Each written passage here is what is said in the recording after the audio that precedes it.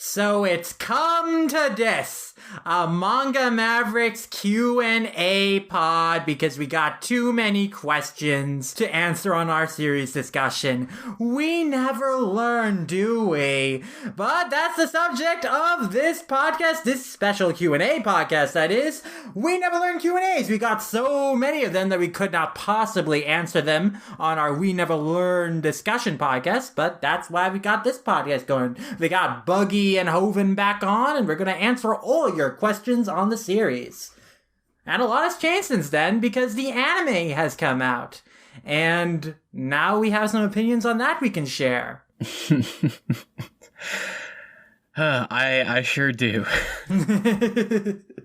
Yeah. I think I lean more on the positive with it. It's quite under-animated, as I was expecting, but I still think a lot of the overall charm is there.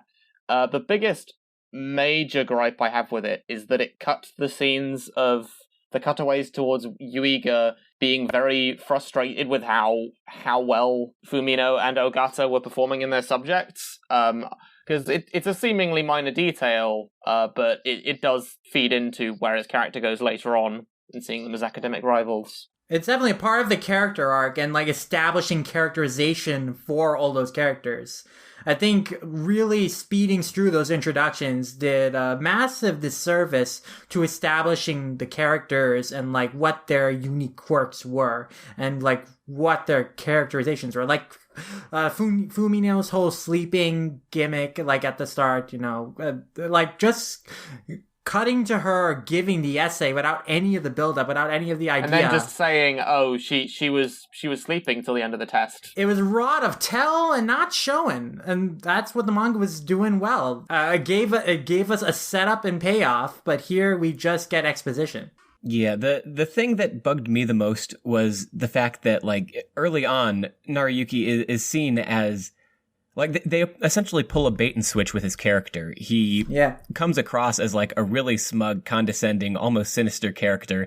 And then you see sort of his family situation. You see, you know, that he's poor, and you immediately realize, oh, okay, now his motivation makes sense. Now we know why he's so driven. Whereas here, he's established early on as the smiling doof he becomes, you know, later on. And it's just offhandedly mentioned that his family's poor, and that's why he's getting the VIP recommendation. Yeah, they move that scene towards the end of the episode, and we don't really get a clear sense of what his motivation is, which was such an integral part early on of, like, establishing, okay, we're getting introduced to this guy at the start, and, like, he seems like, oh, this is your stereotypical brain character who's obsessed with grades and is snooty towards those who he thinks are not taking school seriously. But then we understand, when we cut away to him going home, that, oh, this is his background. This is why academic sex is so important to him, is that his family is not doing well financially, and he wants to do well in school so he can go to a good college and get a good job to support them. And we save that scene of him going home and seeing how his family lives towards the end, but even then, we're speeding through so much of his interactions with his family. We're just not getting a clear sense of what is motivating him, why he wants his recommendation so badly, which is such an integral part of the premise. On the more fortunate end of what they cut out, unless the second episode wants to completely bite me in the arse and retroactively prove me wrong, I'm pretty sure they cut out one of the gratuitous shower scenes. They do. They cut out the shower scene at the end of the first chapter. In fact, what surprised me is they cut out a lot of fan service moments from the manga. There isn't a whole lot of explicit fan service in the show. Of course, we have very male-gazy framing, underskirt shots and stuff, but we don't see any panty shots or anything like that. And even close-ups towards, like, the girls' rear ends. We're not seeing, like in the manga, how their pants are, like, riding up their butt crack, so we see their entire curvature. Like, we don't get that kind of ridiculousness in the show, well, thankfully. Yet, but even with the shot of Haruka in the end, is not nearly as, like,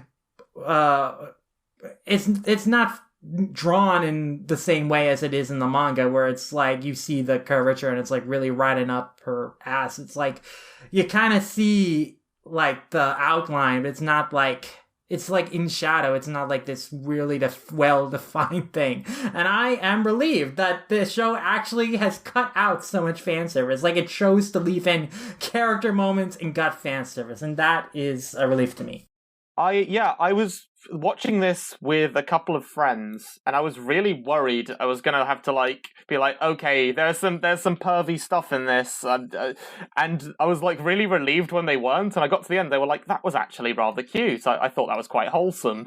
Yeah, I think the anime benefits from knowing kind of where the manga goes, because early on, it was just a little raunchier in general, a little more prone to fan service, because, I mean, it started out as essentially, this harem series that has, some fan service in it, but also has a little bit of heart.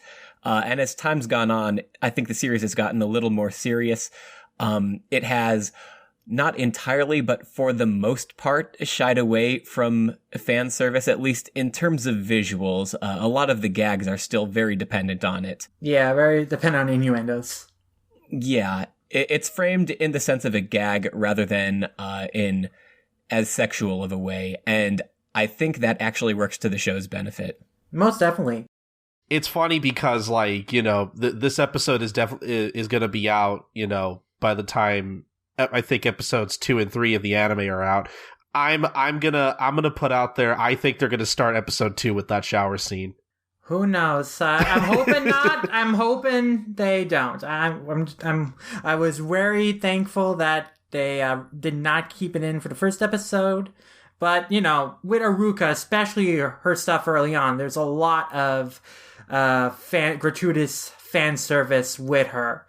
And so I'm expecting for them to keep at least some of that in. Like, we know from the next episode preview that shot where she grabs Rizu's boobs, that's going to be in there. But even that one shot, I don't know how long they'll linger on it, but at least from the way that shot is done, it's not even as bad as it was in the manga. So I have some hope that they're going to keep this stuff toned down. But I would not be surprised if they do lay into it. Who knows? If they're compressing it as much as they have been as well, which seems likely because there's a lot of stuff to cover and a lot of stuff can get cut, I think a lot of times that's going to be the first thing to get cut, because for the most part, it doesn't add anything to the series. It can be removed very easily.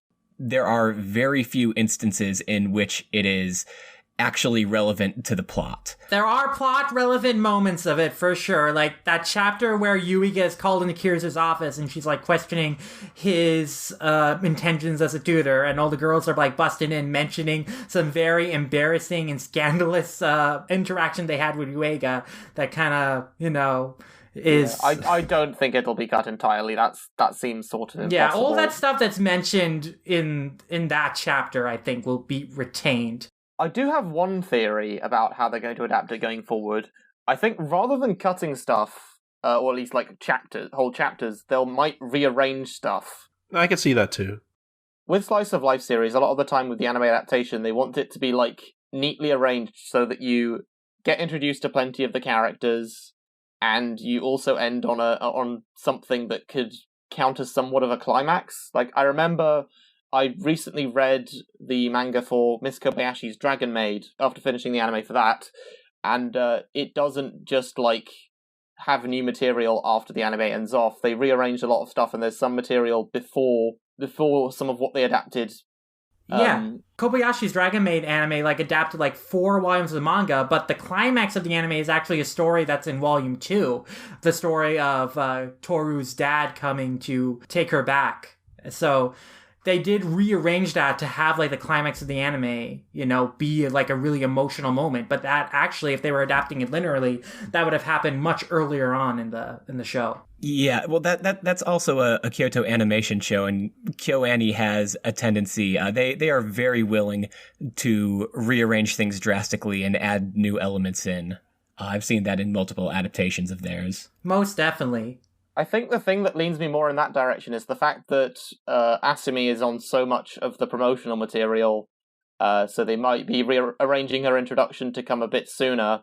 I definitely think they will have her debut much earlier. It's actually interesting, though, that she isn't featured that much in the opening. There's one shot of her.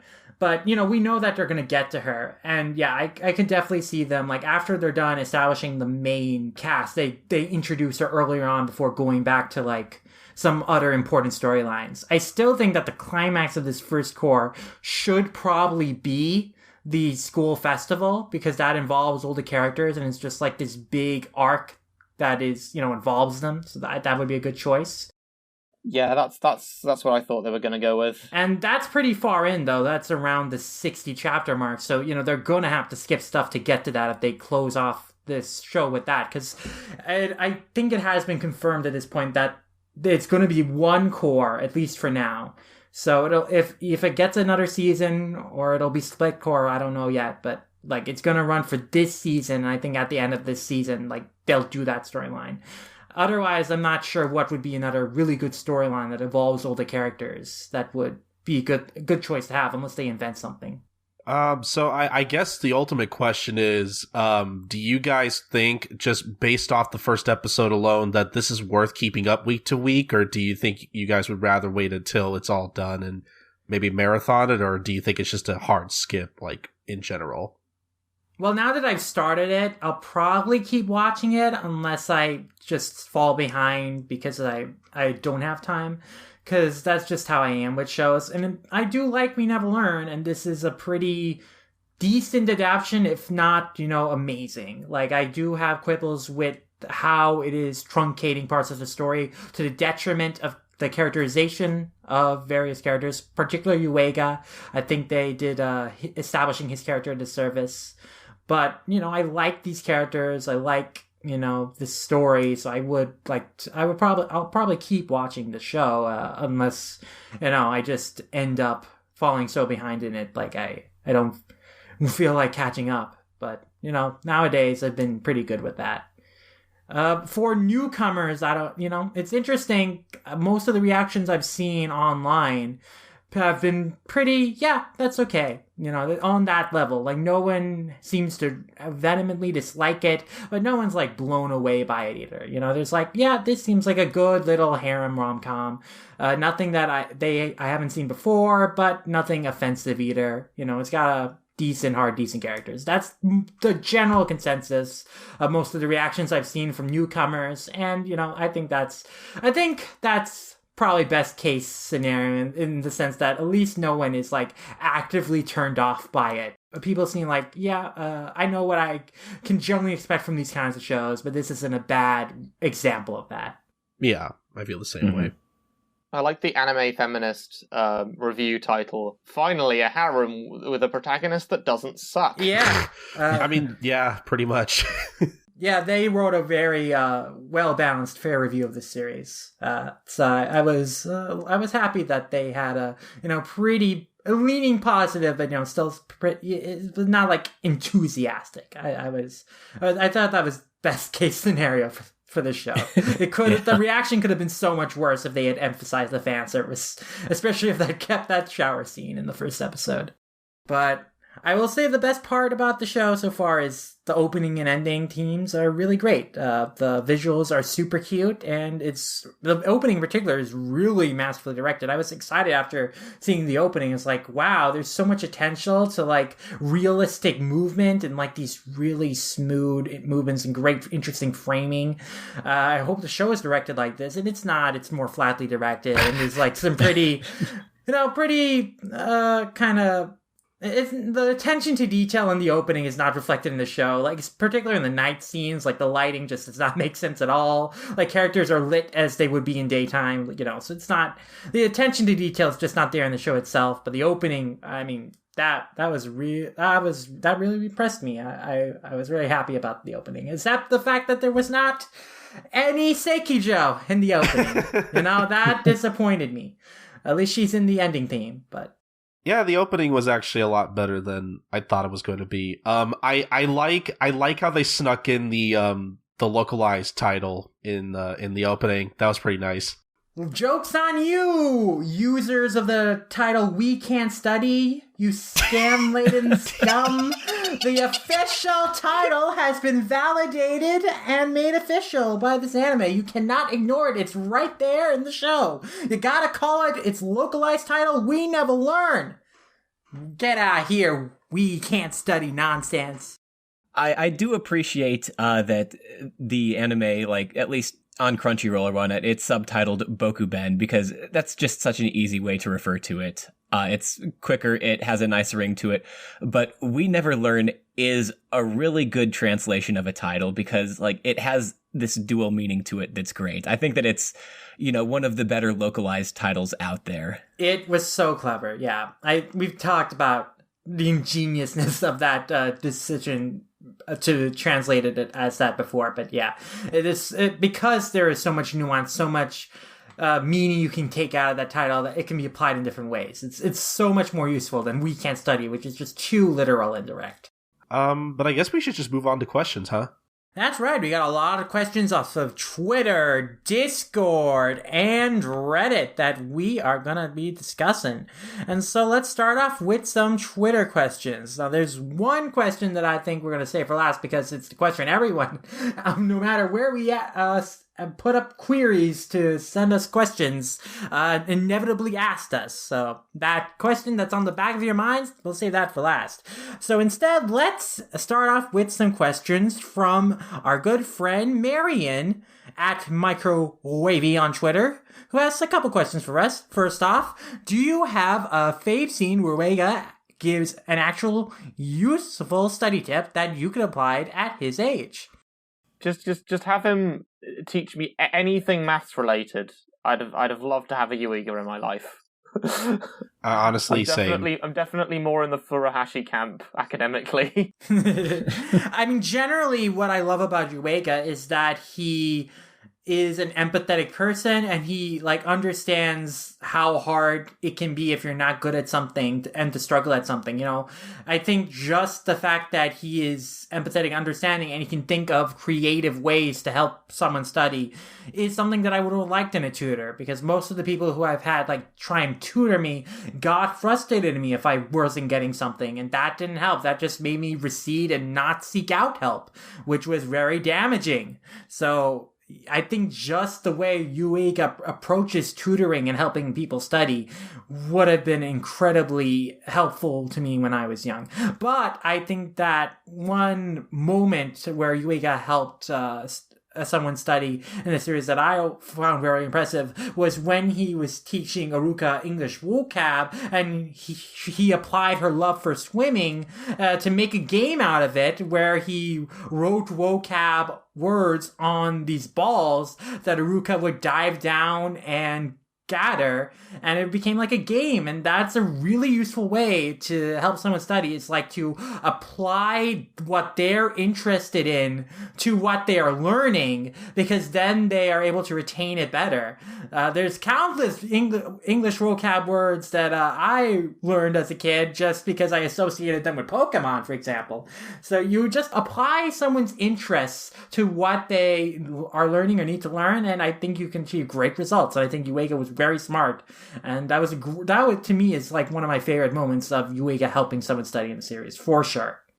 I'm actually in a situation where studying in general came fairly natural to me in high school. I didn't need to use a lot of different tips. I did well enough, not top of the class necessarily, but I did well enough in most subjects that I didn't need to do a lot of active studying. So it's hard for me to answer this question. I think I'll just parrot what Sid said and say that it's a great, the way that he incorporates Uruka's interests into helping her study. I think that that's something that's super helpful and super creative. And I just like the way he did that, and that was done. So I guess that's my answer. I didn't know we had a genius on this podcast. I'm not a genius. I'm just, average at everything. So I can. Oh, so you're so you're a harem protagonist. Yeah, he's Uega. He probably has a lot of girls around him who are coming to him for study advice. Boy, I wish I was a harem protagonist. No. No, I'm just a master of none. I do like his suggestion of when Ogata is trying really hard to work out the psychology. He just zeroes in on just like the answer is always in the text, which I think especially for high school level, language classes is very relevant. Obviously you get to higher levels and you need to think a little more outside of the text, but that's that's one that I definitely could have used in school. Yeah, that's pretty simple, but very, often overlooked advice is when it comes to reading comprehension questions, the answer is always there in front of you. So you don't have to actually, rack your brains too hard. If just a little observation and understanding of, how these kind of questions works will help you find the answer very quickly. So I think that is definitely a very useful study quill. Oh, yeah, definitely. Marion's second question is one that was also asked by a lot of different people. But who deserves to win, in your opinion, versus who do you think will have their feelings reciprocated? That's a tough one. Now, Marion didn't specify whether this was in regards to the love triangle or just in general, the characters in their character arcs succeeding in their dreams and in life. So we can take it in multiple different angles. I think on that angle, I don't think anyone particularly deserves to lose out of the main cast. I want to see them all achieve their dreams. They all deserve to win, except for maybe Kirisu. I mean, I don't know. I want to see her get her ice skating tutoring off the ground. That seems like a nice pursuit. Yes. Yeah. And then on the romantic angle, who do you think will have their feelings reciprocated? I really want Utica to win in that aspect, personally. Yeah, I mean, I think I said on the last podcast, I want Utica to win the most, but I think it will be Furuhashi. But even then, I'm not 100% sure on that, because the manga has been keeping it very up in the air. But just in terms of I feel so bad for how much emotional exhaustion the story seems to be wringing out of her, and I just want her to be happy. Not that that's the only way she could be happy, but yeah. In terms of who I think deserves to win, I think Seikujo deserves to win and have her feelings reciprocated. I want her and Risu to get together, so that's my answer to this question. Number one Seikujo stan right here. I own that. I believe it. I would be fine with that. So I'm going to describe this in probably the weirdest and nerdiest way possible, but I watch a lot of reality TV, especially Survivor, and in the Survivor community, there is a concept known as edgic, which is editing and logic, which it essentially boils down to, well, you can look at what you're shown, and from that, it's possible to determine a winner, because we don't always understand unless we're looking for it, but there are subtle things that lead you towards or against characters. And I think that the editing, by which I mean foreshadowing, I guess, is leading to Furuhashi right now. I think the strongest evidence is for either Furuhashi or Utica, and Utica is someone who is slowly being portrayed as someone to get maybe written out of the series. I hope not written out of the series, but written out of the race. Yeah. Just because she's going in a different direction in life. I don't know. I think it's closest between Furuhashi and Utica.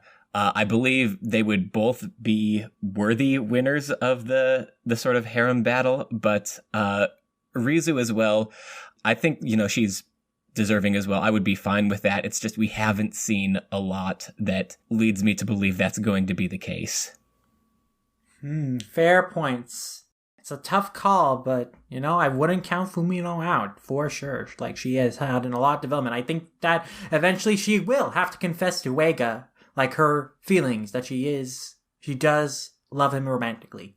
Even if she does not want to be a part of the race because she wants to support her friends. And so, Marion's last question is, what's the best random animal that exists solely to drive the chapter's plot? And I think in terms of sheer randomness, it has to be the dolphin that stole Kirisu's bra in that one chapter. Never visit Rapey Beach. Nope. All the marine animals are out to get all of the ladies' lingerie. For whatever reason. I don't know what they'll do with it. They just like it. They're just very perverted. I mean, if any of the aquatic life is going to go after women's swimsuits, I wouldn't put it past dolphins. They're smart motherfuckers. At least there were no octopuses on that beach. Oh no. They were spared that, at the very least. Does Pero, Fumino's unfortunate dog, count? Now that was... Wait, no. Pero was Miharu's dog, not Fumino's. Miharu. Oh, yes. But yes, that was another amazing moment. The dog that Miharu tried to train to learn actual vocabulary and play games, like chess or something. Yes, she pushed it too hard and it ran away. It wrote a message in English and ran away, or Japanese in the original version. But yeah, that was pretty funny. That was pretty great. Another character. I wonder if we'll ever receive Pero again. Will Pero ever return? Who knows? Maybe that's a future story arc. But, yeah. Also, some shout out to Hammy the hamster. I thought that was, I like Hammy. hamsters, and it was cute, and it showed us a side of Asumi we had not seen before, in terms of, like, making her a little frightened when she's normally so in control and such a cool character. She got a little shaken around Hammy. As Buggy described it, Gap Moe. Definitely, yeah, that was the most Gap Moe Asumi chapter for sure. And I'm very surprised Hammy has not yet appeared again in the series, because I felt that it was primed to become a recurring character. Yeah, especially with the afterword in that chapter, where it says that he ends up visiting Asumi, like, later on just randomly. Yeah, you'd think that Hammy would show up again, but I guess, I don't know, hasn't happened yet. Let's move on to the next question by Kendra, sniper of my heart on Twitter, who asked, who do you think Yuiga will actually end up with?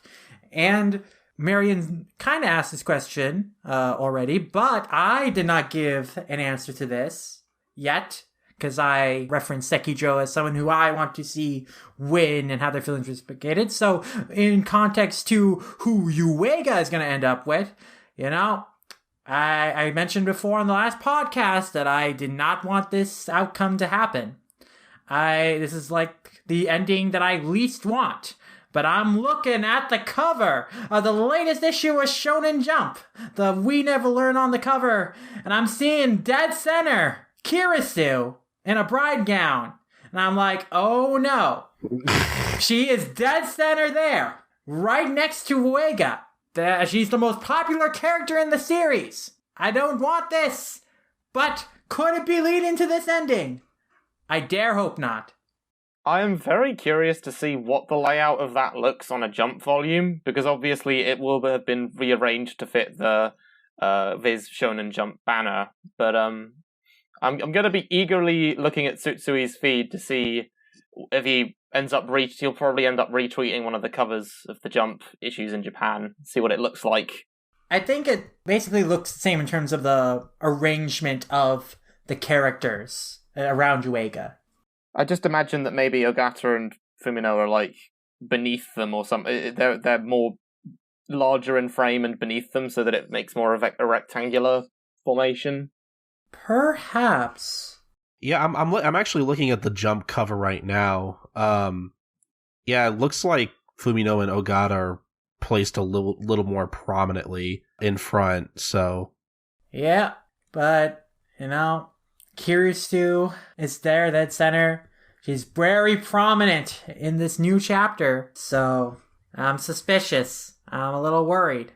But yeah, you're showing us the cover right now. I sent a DM on Discord, and yeah, you're right. Fumino and Rizu are prominent, but you know, I'm still suspicious of Kirisu being there, right behind Yuiga, dead center, right over top of him. That probably means something. Yeah, I don't know. Who knows? But yeah, I am becoming more suspicious, more worried that might be the ending. But who knows? I really think that that's just fan service for the, all the Kirisu fans, because she's very popular, especially in Japan. She is the most popular character in Japan. She was number 1 in the popularity poll. Yeah, and I don't know if there's going to be another popularity poll anytime soon. Oh, I think there is. I think one was set up a few weeks ago, and was there? Yeah, I think so. I'm hoping the results change. I mean, there's another question related to this, which we are getting to. Yeah, that is true. So I guess we'll go into more thoughts like Kirisu a little bit later. But let's go on to a question from Joshua Paul, who asks, what do you think about the focus changing so heavily? First, it's about skilled people getting better at weak areas because of their passions, only for it to be sidelined for the rom-com. Not saying one is better, just asking.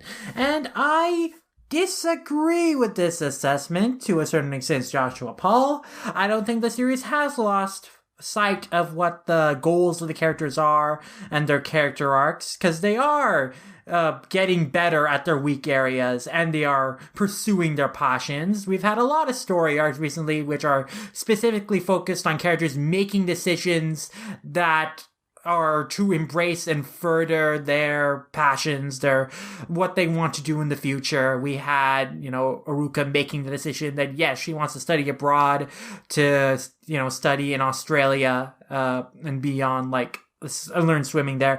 And we have seen Fumino, confront her father and firmly say to him, this is why I want to study astronomy. This is why I'm following this dream. And, having that whole baggage finally got in closure. We've got Yuiga, who has kind of started to think about what he really wants to do, making a big decision to not take the recommendation and then study pedagogy. So, I think the series has been very focused on the characters' passions. And if anything, I think the rom-com stuff is still there, obviously. But I think recently, the story arcs have been focusing on the character arcs and plot progression, and I don't think the series has lost sight of its heart and what the characters are working towards. While I do agree with that assessment, and obviously at the time of this recording, I'm still not entirely caught up yet, but I still will say that there is still a small portion of the series that for a while is just a lot of rom-com shenanigans, and not much progress is actually being made on the characters or the relationships and the actual point of the story, I guess.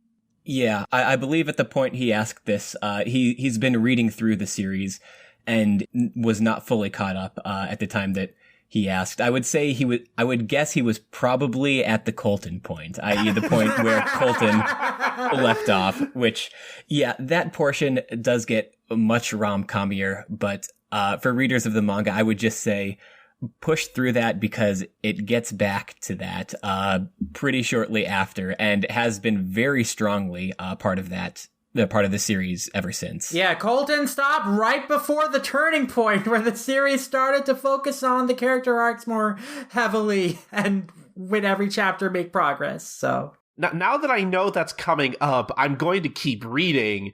But yeah, I just wanted to put out there that their criticism isn't entirely, out of place, since we did mention on the podcast last time. Yeah, this is unfortunately a problem with a lot of rom-com series, is that the middle drags in the status quo. Pretty much every rom-com I've read suffers from this problem to some extent, including Shonen Jump series. Nisekoi was a notorious offender of this in the middle of it, and even Kamigori Orange Road, widely considered a classic. Man, if you read that manga, the middle of that, it's the status quo is just in place, and it's not a whole lot is actually progressing. But, that's the rom-com curse. Things have got to, stay in place just for a little while, because for most of these rom-com stories, that aspect of it really can be resolved a lot more quickly, so they have to drag it out. Because there are always these artificial barriers, but the act of confessing your feelings to someone is something that should, be kind of easy to do. People do it all the time, even if they have to spend some time working up the courage to do it, but they have to drag it out with the series to make it last a certain amount of time. But let's move on to a question from Green Kirby / Terrence of the Light Novel Podcast, who asks, how do you feel about the voices in the show? Are they fitting for the cast? And so let's start off with that question. What do we think about the performances in the We Live or Learn anime? What do we think about the voice choices? They all sounded about how I imagined, with the exception of Ogata, but I think that's just because I give Ogata a really strange voice when I read it out. She always sounds like a little bit kind of gruff and like boyish for some reason. I mean, I could see that. I mean, like in my head. Yeah, I thought everybody sounded fine. But it's also one of those things where, like, you know, I think all the performances sound fine, but like nothing really like stood out to me personally. I would feel the same. I thought the voices fit the characters, but nothing necessarily stood out in terms of performance. I will say that I think that Lynn, who plays Kiryu, I felt that her voice was off just slightly because I feel Kiryu's voice should be a little deeper than that, but it wasn't a bad performance. She still got across the characterization. When I have, the voice I have for Kiryu in my head is a little deeper than what her pitch of her voice was. But fun fact about Lynn, she played Gilda in the Promised Neverland anime, so he's back this season playing in another Shonen Jump series. Yeah, I don't think that any voices stood out as, you know, particularly dead on, as in like, oh, that's exactly how I imagined their voice. But, you know, better than that, no voices seemed slightly off to me. That's good, the voices, like, they didn't stand out as, oh, I wasn't expecting that. Like, I know with the Promised Neverland, Ray's voice caught me off guard because I wasn't expecting that. But either way, like, there's three things I think to keep in mind. One, we've only seen the first episode. We haven't heard much from most of the cast, so it's really hard to judge too much. That's true. Two, the voices may, like, the performances may evolve over time, so it's kind of hard to judge with these characters that we're only hearing a little bit of. And three, I completely forgot what three was. I think that is a fair point, and it would be interesting to kind of see, like, kind of at least at the end of this core, like, you know, to see how the voice actors evolve with their characters and how, like, you know, just to see, like, how comfortable they become voicing their characters. Mm-hmm. I think they'll definitely grow into those roles, and if there are any voices that we feel off now, I'm sure down the line we might find ourselves saying, oh, no, that was a perfect casting. They're a perfect fit. Like with Ray in Promised Neverland, I was initially taken aback by the seiyuu because the voice was definitely not sound like what I was imagining in my head. Of course, I kind of been a little tainted by hashtag Ray from Weekly Manga Recap. But nevertheless, as the series went on, you know, the performance I felt was just spot on. So yeah, that was three for me. The idea that even if it sounds weird at first, we may grow to be like, oh no, this is right. Yeah, this sounds right. Yeah. See, just to stick to the Promised Neverland for a minute, Ray doesn't bother me personally just because I'm pretty sure, I forget her name, but I'm pretty sure that's the same voice actor who voices Killua in the 2011 Hunter x Hunter. And honestly, I think I'm okay with that voice in particular. I don't know. For some reason, I'm fine with Ray sounding like Killua because somehow it fits to me. Yeah, it's interesting. I tend not to like think too much about how a cast of voices sound unless it's for something long running. So Hunter x Hunter is a good example, or Monogatari or One Piece. Like if it's something that I'm very attached to that's been going for a while, I tend to get more concrete opinions on how each of the voices sound. Whereas for shorter series or series that have only been going for a season, it's less on my mind. And the next question that they asked was one that we kind of answered before. Which pairing are you rooting for to end up together? And I think we're all in agreement that Seikijo should end up with Rizu. So we'll just move on. Anyway, we got our final Twitter question comes from Reed Actage at level-D. And they ask, how do you feel about the anime's character designs compared to the manga? I really like them, but I've also heard a lot of complaints. I think they fall short. And I just think that the artwork in general, if you compare the art from, say, the color spreads that came out this week to the anime art, even the promo art of the anime, that it's night and day. I don't think it has nearly the personality or the polish. I would agree. I think the character... I think the actual line art of the character designs, those are fine. I think that the color choices, I think the aesthetic is a little too shiny and kind of plasticky for me. Yup. Like, they look too dolled up with, like, all these highlights, and they feel like very out of place in the world, which is kind of very flatly rendered, you know, in terms of the backgrounds and stuff, and that really stands out to me. Like, they have so many highlights, even during nighttime scenes, like, in their hair and on their clothes. And I'm like, you know, these are these people, like, they must really put on a lot of soap or lather themselves with lotion or something to be so shiny and smooth. Yeah, Furuhashi and Urika's hair in particular really stand out to me because they are much more vibrant colors in the anime, and it's weird because in the manga they're more subdued. Urika especially, like, increasingly her hair is becoming increasingly brown over pink, I would say, in, you know, just all the artwork.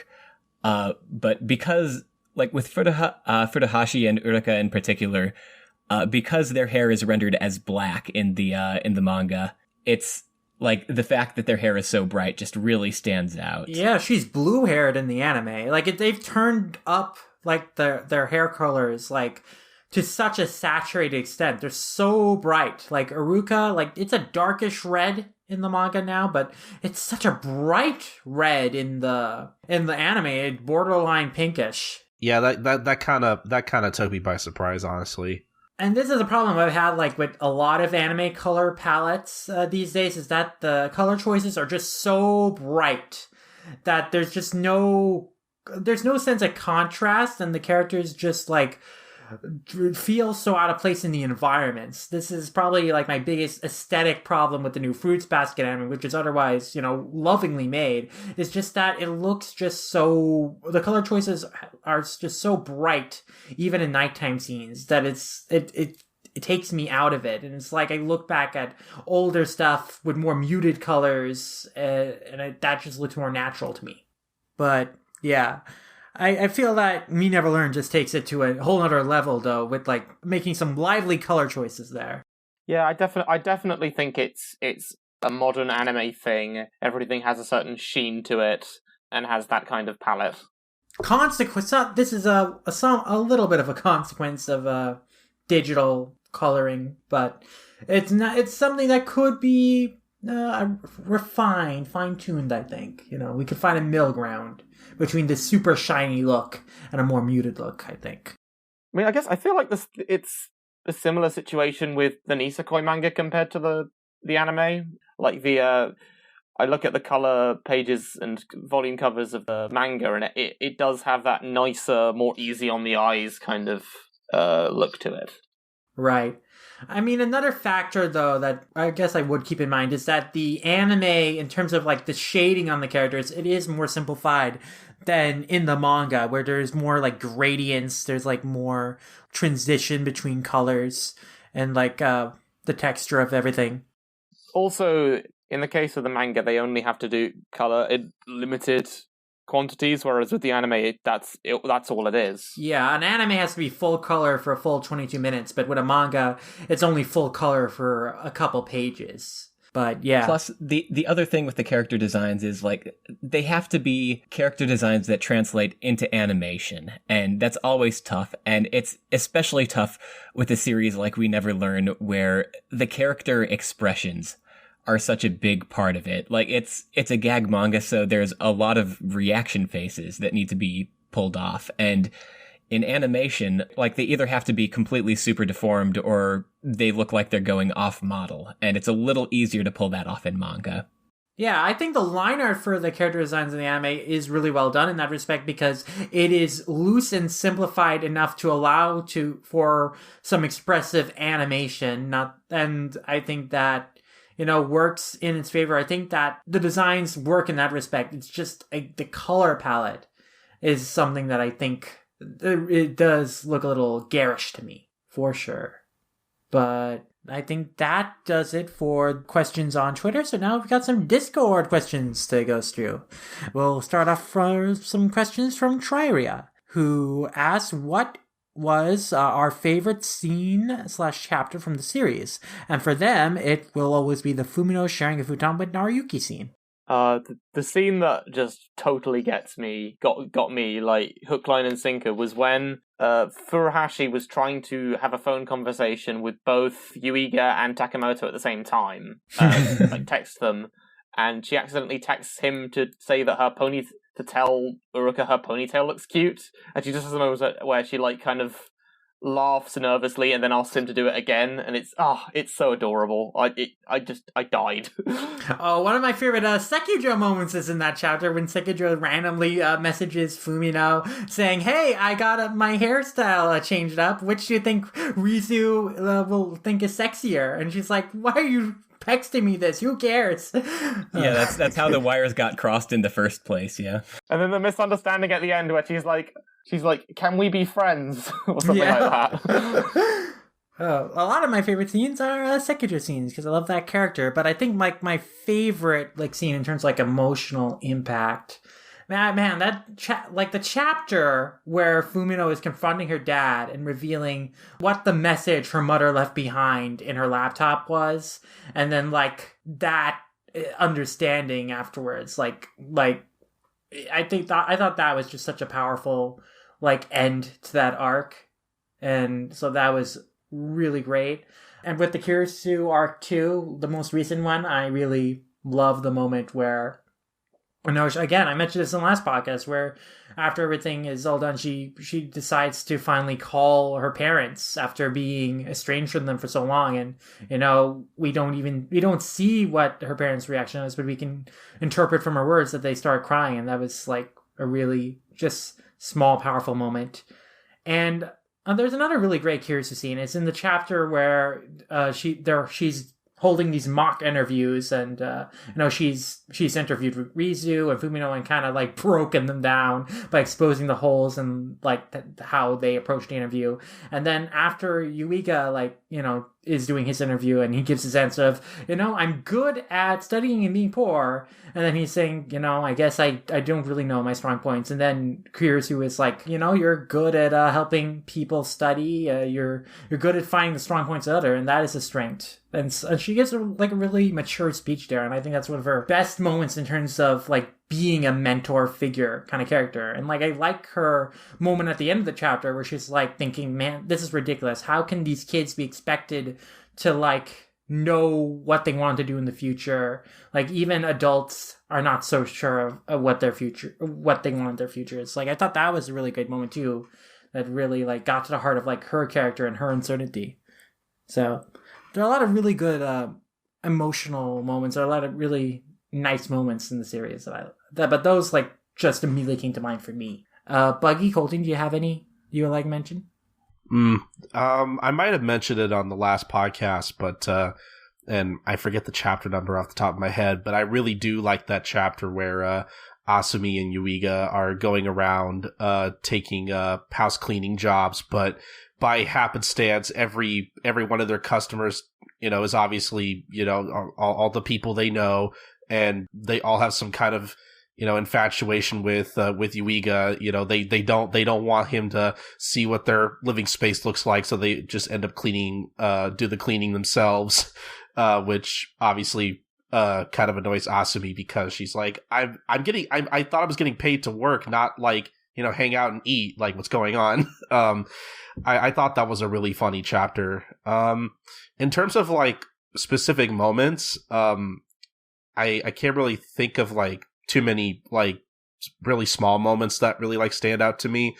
I guess other than what was it?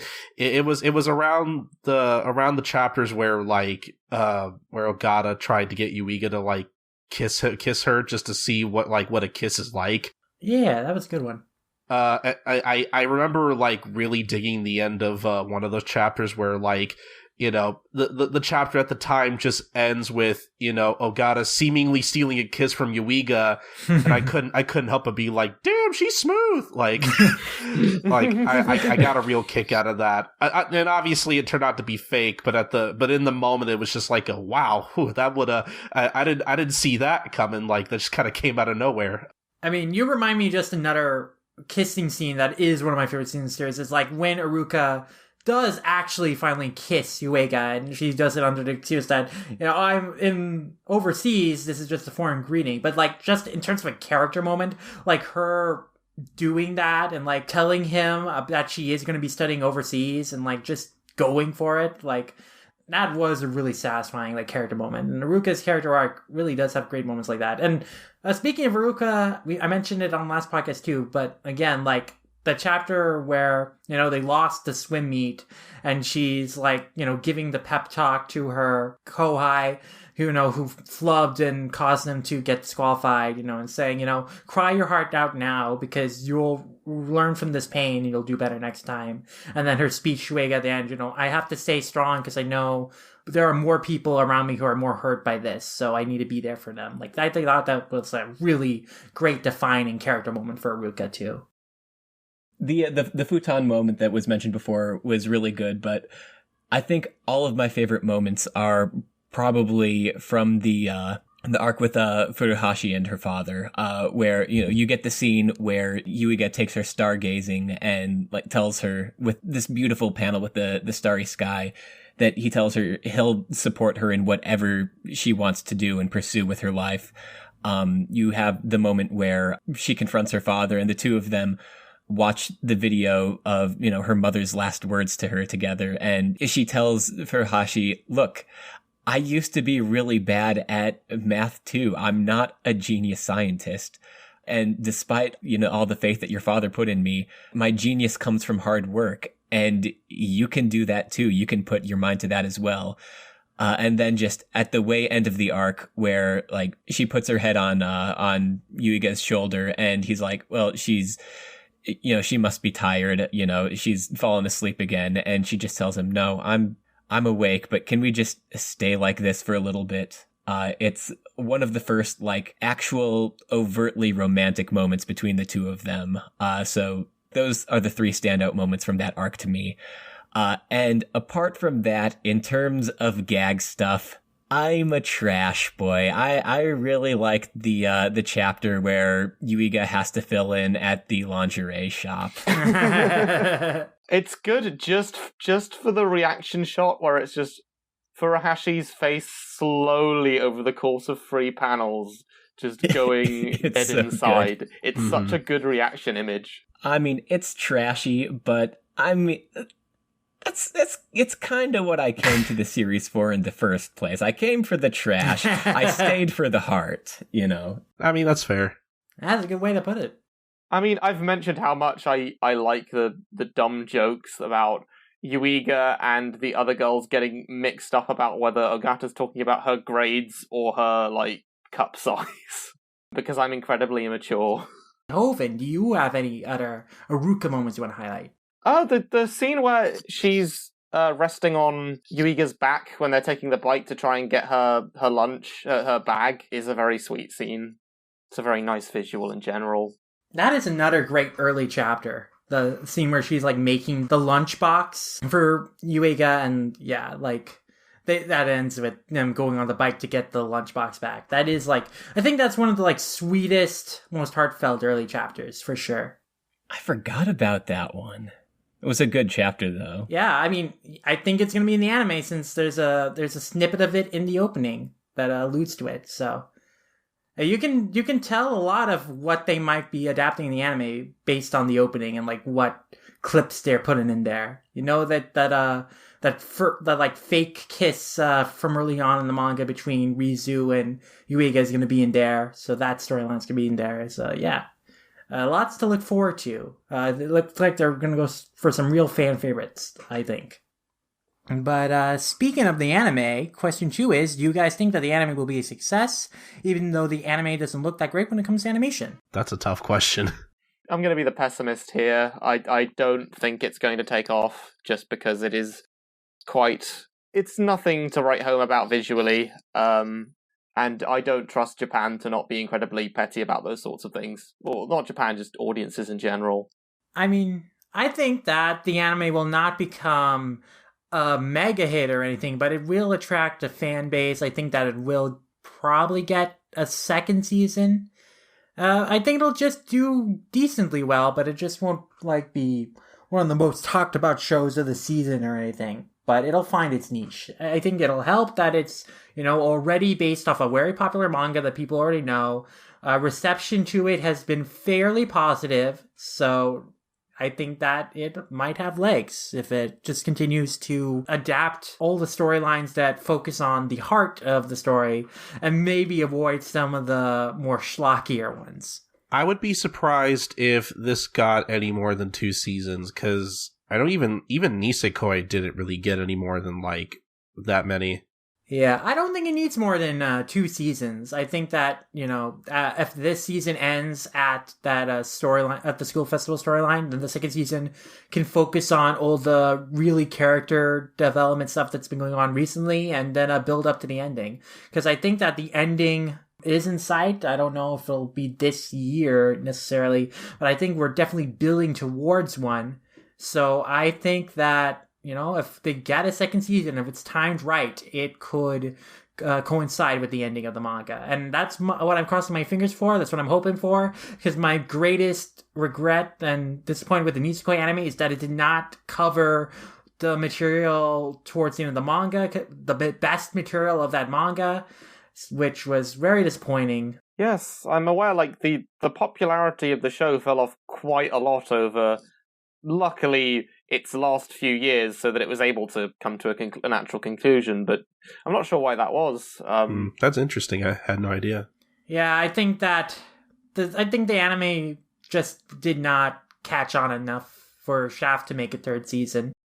It's a shame, because as much as I feel like I don't really like Nisekoi as much as I used to, the anime was, in terms of just as an adaptation and as far as the direction goes, if we're comparing the two, I definitely prefer the direction in the Nisekoi anime to what we're getting from We Never Learned so far.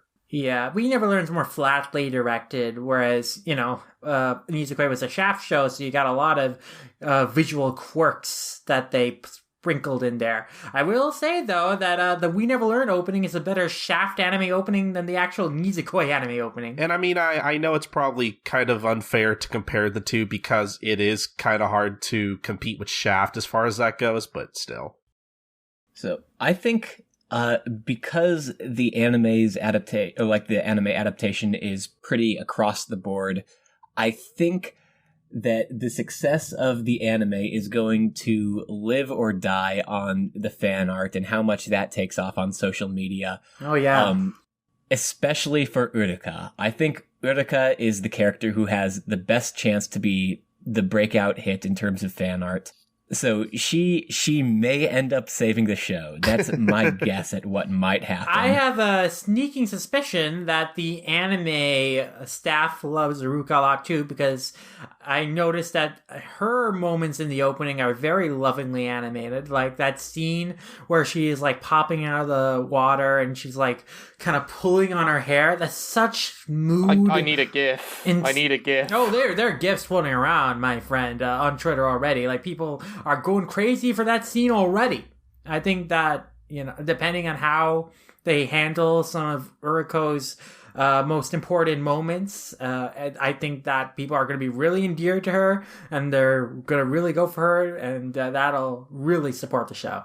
Because the show does have some really cute character designs, and I think that, it's a really shallow reason for it to do well or do poorly, but I think that, in terms of gathering popularity and interest and buzz for the show, I think that's what we may need to rely on if We Never Learned to end up, becoming a well-regarded anime. Most of it. I don't think We Never Learn is ever going to be regarded as like, up there as one of the greatest rom-com series of all time. No. At least not. in right now. Maybe with nostalgia, 20 years later, people will look back on it fondly because. I've read and watched Kim and Gory Orange Road. I like Kim and Gory Orange Road. I would say Nisekoi, even Nisekoi, I would say both Nisekoi and We Never Learn at their best are better than Kim and Gory Orange Road. Kim and Gory Orange Road has Madoka and Hikaru, but Kasuga, I like him less than Raku and Yuiga, and there's more meandering in Kim and Gory Orange Road. But, that's a conversation for another time, but I think that, who knows? I think that, these rom-com series, they really hit their audience hard when they're the age for it, and then when they're adults, they'll look back on it fondly, and retroactively, it'll become a classic, and people will forget that in the heyday, there were detractors of it. So, yeah. We will see what time will tell, and how We Never Learn will be regarded in the future. At the very least, I would hope that more of the manga is sold just having an anime exist. Mm-hmm. I think so. I think that anime adaptations generally help the exposure of a series, especially for international audiences. I think so many more people are going to get turned on to Demon Slayer now thanks to the anime, so I think We Never Learn will also similarly find new fans thanks to the anime. Yeah, and that's a big part of why, the trend isn't so much, creating original content for an ending, for an ongoing series now. It's, you just stop at a good stopping point, because a lot of times the anime is meant to sell the source material. Yeah. Almost definitely. And hopefully the anime gets new eyes on the series, and that goes back to the manga, which I think is quite a bit better overall. Mm-hmm. So let's move on to some questions from our good friend Wensleydale, who asked, who is the worst dad of the series, Ogata's, Fumino's, or Asumi's? Oh god, this is a toughie. I think Fumino's dad is the worst because unlike Ogata and Asumi's dad, who are generally supportive, if not a bit invasive of their daughters' private lives, Fumino's dad is an absentee father for the most part, and at his worst was physically abusive. He slapped Fumino.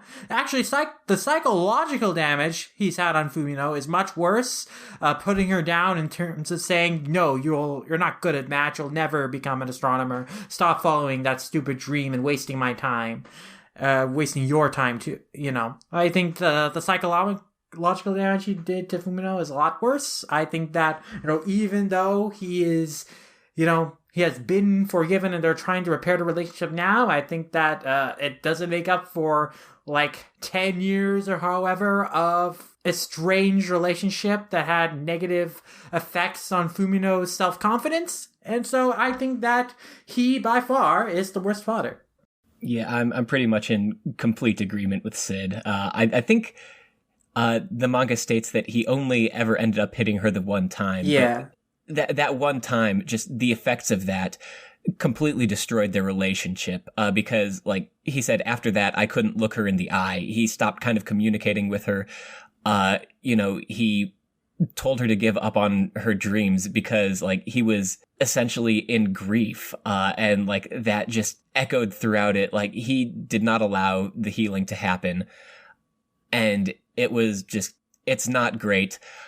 I'm hoping that, they can start repairing their relationship going forward. I do want to see them finally try to be open and honest with each other, just because, I don't want them to, continue having a bad relationship or whatnot. But I think it's definitely Fumino, because with Ogata and with Asumi's, they're just a little bit overbearing, and maybe, they invade their personal space, but it's hard to get too mad about them or at them about that. Mm-hmm. I would agree. Hovin, Colton, any differing opinions? I think you made a pretty strong case for Fumino's dad. Nothing I'd really disagree with, and I still think he's got a long way to go before he should be at all let off for it. Most definitely. He gave Fumino a late birthday gift, which was lipstick, which was a little weird.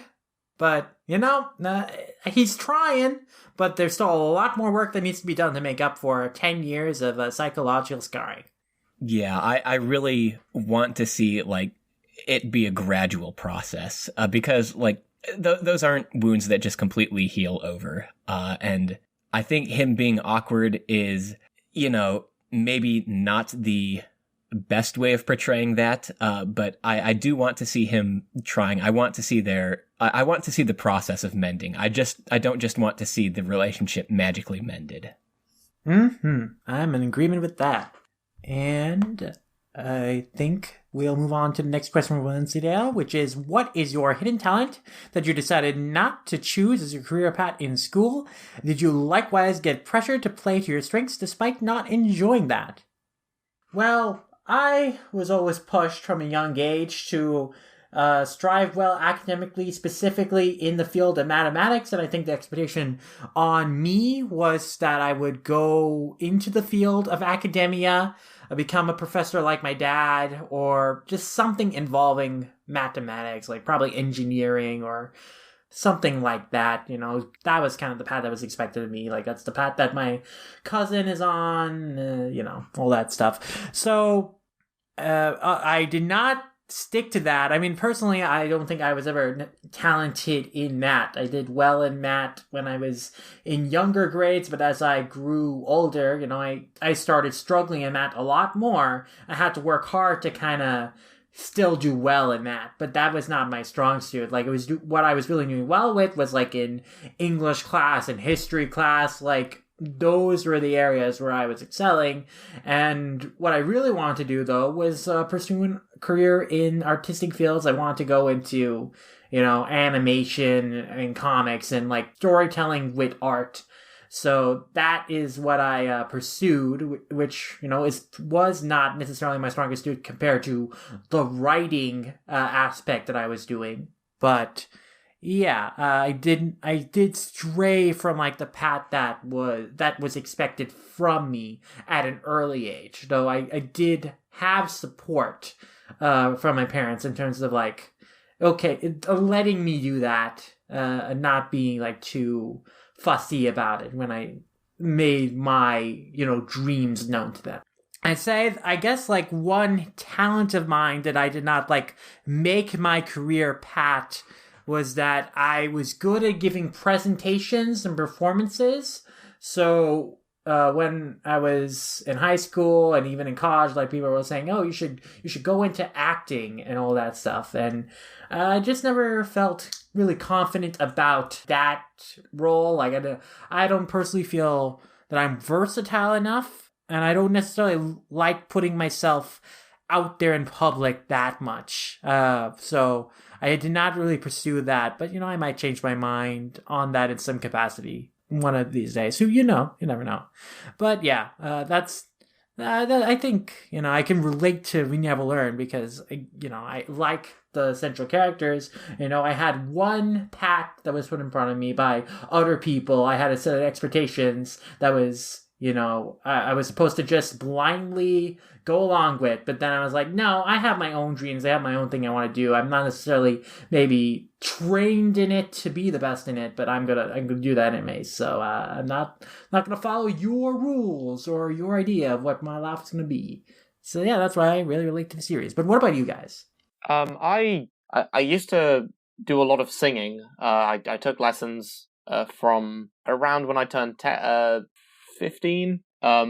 So it was after my voice broke, and I joined a lot of choirs and the school chamber choir, and I even did it as part of my in the UK they're called A-levels. Are sort of exams that we do to graduate from school, and I even did solos in front of the whole school, which was incredibly embarrassing.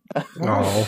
And I was meaning to continue with it. I tried to sign up for a bunch of extracurricular singing things at university, but through circumstances I just wasn't able to do any of them, and other general interest society stuff took up my time, and I started to enjoy that more. So I've put singing to one side, as it were, pretty much.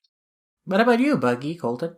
In my case, it's kind of weird because, like I've said earlier, I've always kind of sort of been like jack of all trades, master of none.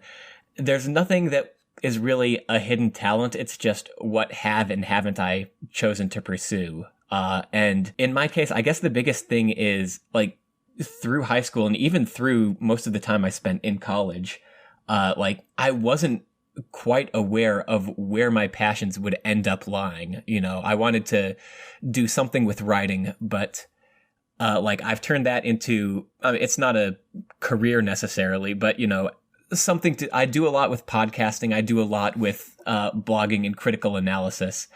And I think, you know, not really getting into podcasts early on, and not especially like I had kind of a limited intake of media when I was young. It's a small religious town. Stuff is kind of filtered just due to how society there operates. So it hasn't been until recently that I've really branched out into being able to appreciate, you know, good media. You know, my family didn't rent a lot of films, so I didn't watch many good films. You know, it's just stuff like that. Being able to do critical analysis was a hidden talent, I guess, that I didn't know that I had and that I didn't know that I had a passion for. So that would be my answer, I guess. Well, I guess as far as hidden talents go, I'm not sure I would really, I mean, I guess as far as like high school went, like, I remember really vividly in, I think I was a sophomore at the time, in my English class, we had a project that involved using Windows Movie Maker to make a video presentation, and I remember literally everybody in my class just like audibly like sighing at the prospect of having to use this software that they've never used to do a project. Meanwhile, here I am, you know, this random student in the class who has spent entire summers just fiddling around with Windows Movie Maker, making, you know, I don't know if I've ever like talked about this on the podcast before. I used to like dabble in like YouTube videos and stuff, like, you know, making my own AMVs and stuff, but that was such a long ass time ago, and I feel like if I watched a lot of them now, they wouldn't be very good. But I did used to dabble in a lot of video editing, and so yeah, I was pretty much the only one in my English class at that during that year that that actually knew how to use the software and made a halfway decent video for my project. Awesome. So I guess as far as hidden talents go, that was something that like I didn't necessarily cultivate in school so much as outside of school during the summer, but like, you know, it was something that I was actually kind of decent at, that like I never really, outside of that project I had in English class, I never really pursued as sort of any kind of like career path. And I can't really think of any times where like I've been pressured to play to my strengths, because that would require me having a teacher that actually like took the time to really like, I guess took an interest in me. I can literally count on one hand how many teachers I had, you know, throughout my time in school, you know, high school or otherwise, that like actually took an interest in me and actually wanted to help me grow in my studies. Unfortunately, I didn't have a lot of teachers who I had an actual like real connection to, that like I actually, you know, was interested in listening to, because they never, most of my teachers never really taught whatever subject they were teaching in a way that like I found, I guess in a way that was interesting to me, that made me want to learn whatever we were supposed to learn. You know, I talked on the last podcast about how I was the complete opposite of studious in high school. School just never really interested me. And in general, you know, all throughout high school in particular, I was a pretty aimless teenager, and arguably still kind of aimless now, unfortunately. But I mean, you know, sometimes that's just kind of how it goes. Mm-hmm. I hope I didn't just like bring down the room. Yeah, this question was kind of heavy, man. Good question, Wenzel. Yeah, thank you. But that does it for Discord questions. So let's go on to some Reddit questions, which we have some very passionate people from the We Can't Study Reddit. But yes, our first set of questions come from Littner, who they do mention at the end of this that they sent these questions in at 3 a.m. But these are good questions, so we're grateful for them. And their first question is your guys' thoughts on my Fuyu Sensei's fan popularity and how it's possibly affecting her role and presence in the story. Has she become a glorified fan service delivery vehicle with her recent developments in the central plot? Or has she always been a main character in contrast to the other later introduced characters like Asumi and Sekijo with no real or especially pronounced development? Well, speaking of fan service vehicles, Littner, if your name is indeed a reference to the character from Tengen Toppa and Lagan, you have excellent taste. One of you guys answer first. I think because Kurisu is popular, she gets a lot of prominent roles in the story. She gets a lot of chapters, especially a lot of chapters in a row. So, I think that I don't know what is the cause of her popularity. I think it's because she is the most Gap Moe-ist character in terms of this is the stern disciplinarian, but her home life is a total wreck. She is a very disorganized person in private. And I think of course, there's multiple aspects to that. I think that there's in many ways Kurisu is a very relatable character just because of how disheveled she is and how disorganized she is. Again, like I mentioned on last podcast, she seems like she's peak millennial in terms of she is a person who is kind of smarter than people older than her, but she doesn't really know how to adult. She's still kind of a child at heart, and she's expected to kind of teach this generation of kids, but she herself really doesn't know that much more than them. She doesn't have that much more life experience and perspective to feel like she can offer them anything more valuable other than hey, just follow this set of rules and stick to the script or whatever. So I think there is a lot of compelling aspects to Kurisu. I think the fact that Sui Sui seems comfortable giving her some of the more egregious fan service in the series also probably helps in making her popular with certain readers. So I think there's multiple aspects to her popularity. I don't think that she is just a fan service vehicle, though. She has character development. She's had an arc that was established from her earliest introduction that has progressed kind of at a natural pace until the most recent chapters. So I do think she's always been a main character who has had focus and attention placed on her. And yeah, I would say that all the characters we never learn have development and have real fully developed personalities and an interiority to them that makes them feel like believable people. Mm-hmm. I do think that there is probably an element of, her popularity has affected how much visibility she gets in the series. I think that, a lot of this stuff was planned from the start. She does, have that very clear arc.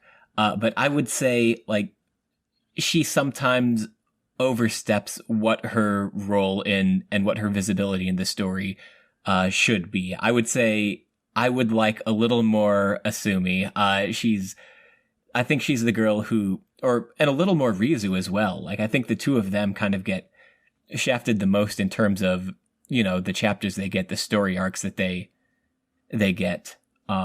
Whereas, Kurisu is getting a lot of stuff. I would maybe prefer to see less of that and more of the other two girls.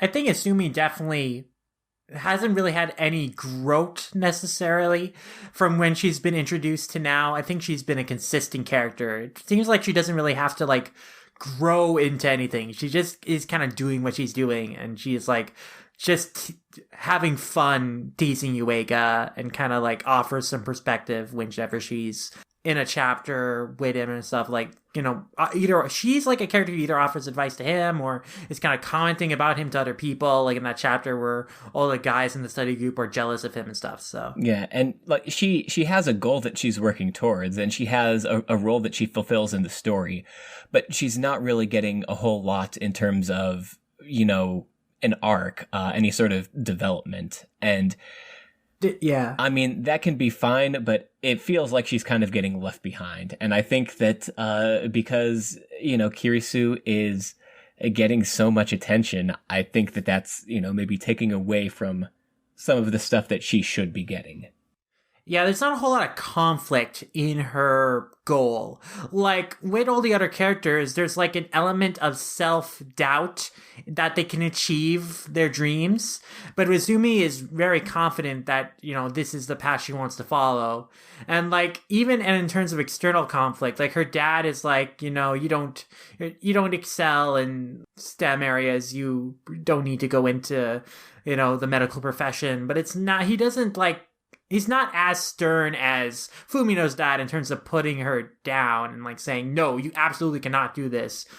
It's like, he's like, you don't have to do this. It's not that important for you to support this clinic. But like, he doesn't pose like a really big obstacle for Asumi to kind of fight against in the same way Fumino's dad did for her.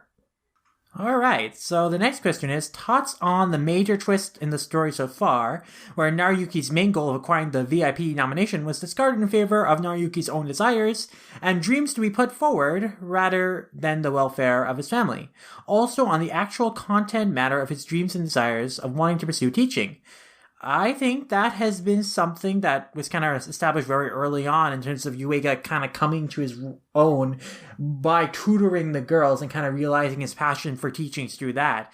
And we've kind of just had a idea of it from early on that he's really good at this tutoring thing. Like, he comes up with creative solutions to help these girls study. He is dedicated. He like writes entire notebooks full of study tips for them. So, to me, this feels like a natural development in that character arc of him kind of realizing this is his passion. This is like what the goal he should be working towards. Like, it's actual defined path in life rather than the nebulous goal of, I'm going to get a good job that will support my family. But it didn't really matter what that job was, rather other than it was well paying. But now he's actually thought about what he wants himself, like what makes him happy. And he's realizing that tutoring, that makes him happy, and he should go into pedagogy. Mm-hmm. I think that it's like, as a twist, it's not something that's shocking. It's something that makes sense, but it's also not something that you necessarily consider that, the character arc is leading towards. Once it happens, you're like, oh, yeah, that makes sense. But as for how I feel about it, I really like it. I really like these types of arcs where characters are realizing sort of what exactly they want to do with their life, what exactly they want to pursue, because that's something that I personally can really relate to. Is something that pops up in a lot of my favorite series. I know it's a big element in both Silver Spoon as well as Barakamon after that's after the anime's end, but in the manga, like, that's what the series has kind of been building towards as well. So I absolutely love the inclusion of sort of that decision, because it feels like the natural extension of a really good character arc. And it feels true to life to me in terms of Uega's goal changing, because when you're that age, even the age we are now, like, you might not know what you want to do with your life, but since you might have this idea of what you should do when you go to college. Like, in high school, you're supposed to have this expectation of like, oh, you have to plan to go to this college, and you have to have this idea of what you're going to major in, figure it out like as soon as you enter high school and work your during your high school years towards getting into that college. But like, you have to stop and think, like, things might change. Your opinions, your feelings on like what you actually want might change, and you need to be flexible and adaptable. And I think that Uega turning down the VIP recommendation, what he was working towards at the beginning of the series, is like a very true to life reflection of that, you know, sometimes people's interests and what they want out of their lives and, you know, what they're hoping to work towards does change, and especially at that age. And I really like that message. I'm really happy with where Yuiga's arc is going so far. It's probably the most consistently emotionally gratifying to me of all of the characters, and that's a lot considering how much I get out of the Takamoto storyline. So I'm really liking where it's going with him trying to get into an education course on his own steam. Definitely. And it is kind of amazing you can say that about you know, the main character of a harem series. Again, we mentioned this a lot on the last podcast, but yeah, it is kind of amazing that Yuiga has probably the most compelling character arc in the series, which is so rare for harem protagonists. But moving on, Littner's next question is, do you guys believe in Dark Horse Rizu? Knowing that she was one of the first introduced and the chances of her receiving major development is incredibly high, how great of an impact do you think it will deliver and why? Dark Horse in the sense that Rizu is probably one of the least likely to hook up Uega. Not necessarily least likely, but least expected. She's expected less, but still has a chance of winning. Littner is also expecting that she might receive some development in the future. She's definitely due in for a big, substantial arc sooner rather than later, I think. She hasn't really had like a big emotional arc about like her growing as a person compared to the other characters. Like we had one for Fumino, Iruka, and Kirisu, but we haven't had one for her. Like the moment where the whole hypnotism, like 2-chapter thing, where, you know, that helped Yuiga figure out that he wants to turn down the VIP recommendation and, you know, pursue teaching. But it didn't really, like, reveal a whole lot of development for her and, like, what she wants out of her future. That really hasn't changed. A lot of Rizu's development was really early in the manga, and she has not kind of progressed that much since then. She has become like that chapter demonstrated that she is more emotionally aware and able to like understand people's feelings than she was at the beginning of the series. But it still doesn't feel like there's been a major change in terms of like how she is approaching pursuing her dream. Like with Kirisu, she got a sense of, you know, closure and affirmation that the path she chose was the right one. Fumino confronted the obstacle in her way. Urika also kind of like got some kind of lingering doubt out of her way by like kissing Uega and like kind of getting some sense of closure in her own rights through that. So we haven't had something akin to that, like overcoming a big emotional roadblock for Rizu. So I would like to see that for her. Can I actually ask you guys a question related to Rizu as a character and her arc? Yeah. Do you think that she's written to be on the autism spectrum or have some other form of developmental disorder? Especially as the series has gone on, I think that it's kind of leaned into that. Like, her reactions, like when Uega like kind of tells her like that he's gonna turn down the recommendation, and she's like says she's gonna keep the secret, and like the way she kind of like expresses like has her whole mum's the word thing in this kind of like quirky way that definitely like reads as someone who like it has some weird like social quirks that could be read as autism. Because I felt like her character arc felt a little weaker until I started actually considering that, because like, you know, Furuhashi's goal is she wants to study the stars like her mother, but with Rizu it comes across as, well, she just wants to play games with people. No, that's not really it. She just wants to be able to understand people and, you know, be in touch with them a little bit better. I think that's what it boils down to. I think that's a valid reading of her character. Like, yeah. Honestly, I'd be lying if I said I didn't at least consider that once or twice while I was while I was kind of catching up with the series. Mm-hmm. I don't think it's an intentional thing on Tsutsui part. I think he's more playing into a popular archetype, but I could certainly see someone on the spectrum relating to that. See, that's how I feel too. Like, I think it's valid to read her personality as something such as, as it relates to autism, Asperger's, whatever you want to call it. Like, I think it's a valid way to read it, but I also do agree that, like, it's probably not Tsutsui's intention. Like, I also agree that, like, this is also just kind of another archetype that we see in a lot of these different harem series. But I think both viewpoints are valid, though. Yeah, and you guys make a good point too. I agree with that.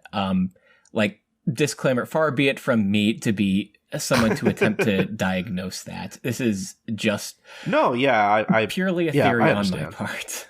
So, but yeah, I'm hoping to see some great development for Rizu going forward. Hopefully she will get some more focus and have her own big arc in the coming weeks. Mm-hmm. I definitely hope so.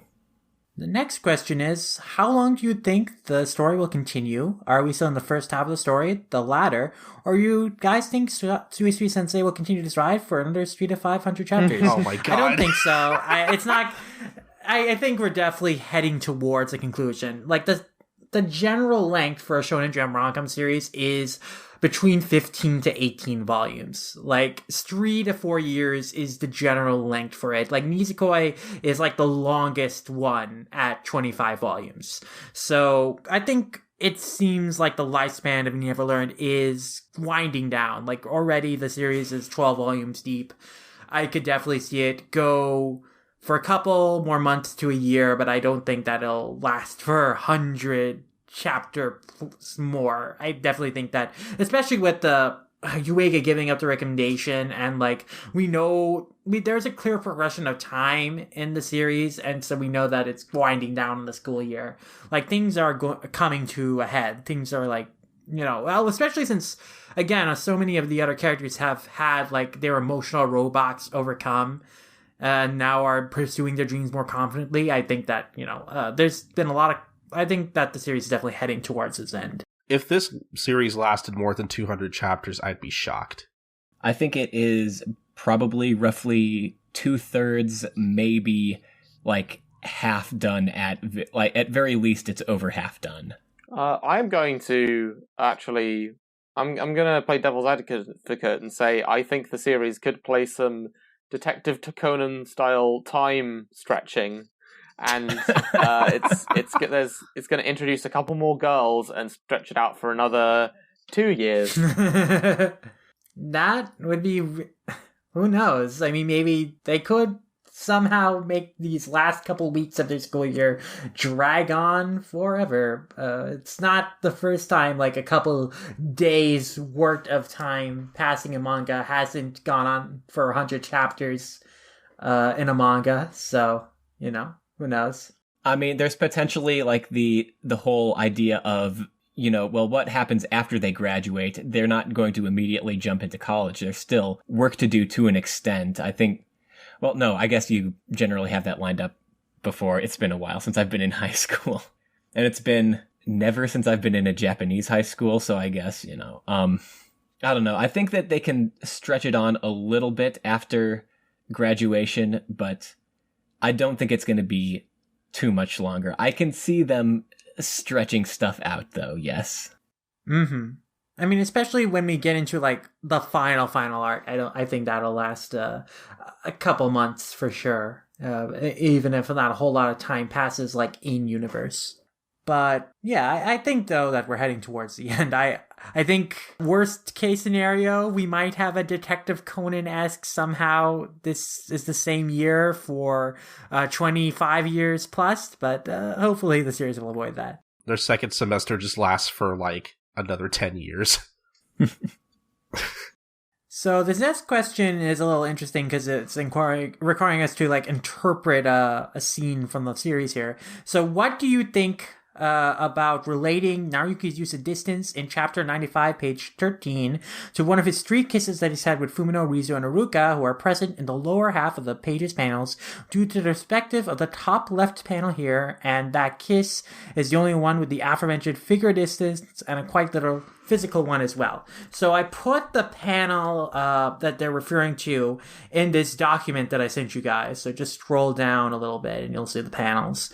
And so I think that what Littner's implying here is that so we see that Yuiga is standing in front of a table that has Aruka, Fumino, and Rizu in it. Like he's looking straight on at this table. And this next panel to the left of that, we see him looking straight on. We see like Rizu and Fumino's faces here in the corners of the panel. And like, who is he like facing then, like straight on? That would be Aruka. So I guess what maybe Littner is trying to interpret here is that, I don't know, like perhaps he feels most distant from Aruka because Aruka is literally going to go a far distance away from him by going to Australia. So like she is going far away from him. So like she's not even in the same frame, the same panel as him in that panel. Like because she is like going far away and is out of his reach. So it's a very interpretive thing there. I think that Littner is reading a little bit too much into it. I mean, I think that you could use that as some sort of support that, Aruka is very integral to Naruyuki's like character development, his decision to, pursue his own dream. And like, that is the impetus that, made him like realize, I don't want the recommendation anymore, and then he wants to, pursue pedagogy. Like, it is Aruka telling him that, what she is going to go to Australia to pursue swimming there. Like, that made him really think about what he wants for himself a little more. So, like, Aruka is definitely very integral to that character development that Yuiga's had. What it means more than that, and I don't necessarily know if you could use it to justify like that this is tying in the Yuiga and Aruka as like, though that's definitely the central couple. That's definitely like the relationship that'll be at the end game here. I think that again, there isn't a whole lot of deeper meaning in terms of like the panel choice is just of having this panel here, but it's fun to talk about. It's fun to overanalyze these panels and like think about what could deeper meaning they be. But in terms of the scene itself, it's also a nice scene. Like just Yuiga looking on at his students and like thinking, they seem so lively. They're pursuing their dreams, and like I feel kind of distant from them. I do like that. Is a great moment, great visualization there. Any thoughts on this? Yeah, I'm sorry, Littner. Without like more elaboration and without the context of seeing it within the story myself, it's hard to say much either way. All right, then. So the next question is, thoughts on how the story will progress from here? Right now, the girls are trying to help him in his life-changing decision to become a teacher, but what's the next logical step that the story will take?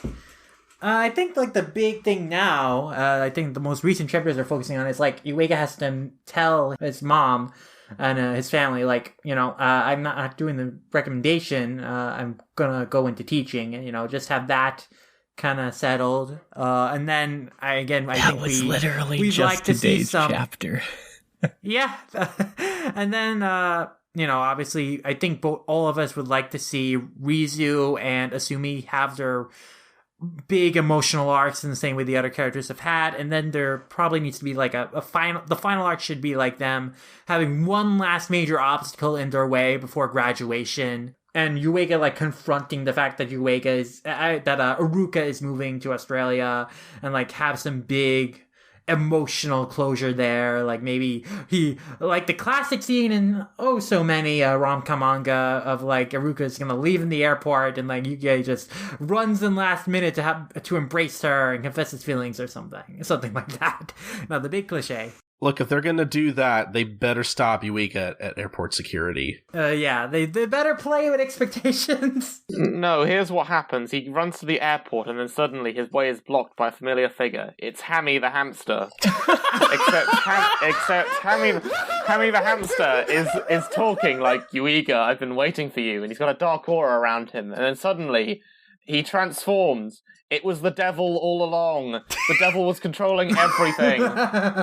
He was the one who manipulated the principal to make him have to tutor the other girls, and he becomes the final boss. He transforms due to his spiral power, like Buddha did in Gurren Lagann. Oh my gosh! We get a final battle in space. I'm not against that. They get a ship in the shape of Karisu's butt. Oh my gosh. Another serious answer, though. I think entrance exams and college applications are coming up. I think that's going to be a major part of the story. Shortly after this now, because the whole thing with Yuiga telling his family that he's turning down the VIP recommendation, that's, in the process of being settled at the moment. So I think that's a big part of where the story is going to go, if not immediately, then soon. Most definitely. But there's a barrage of some other questions that is in this last paragraph from Littner.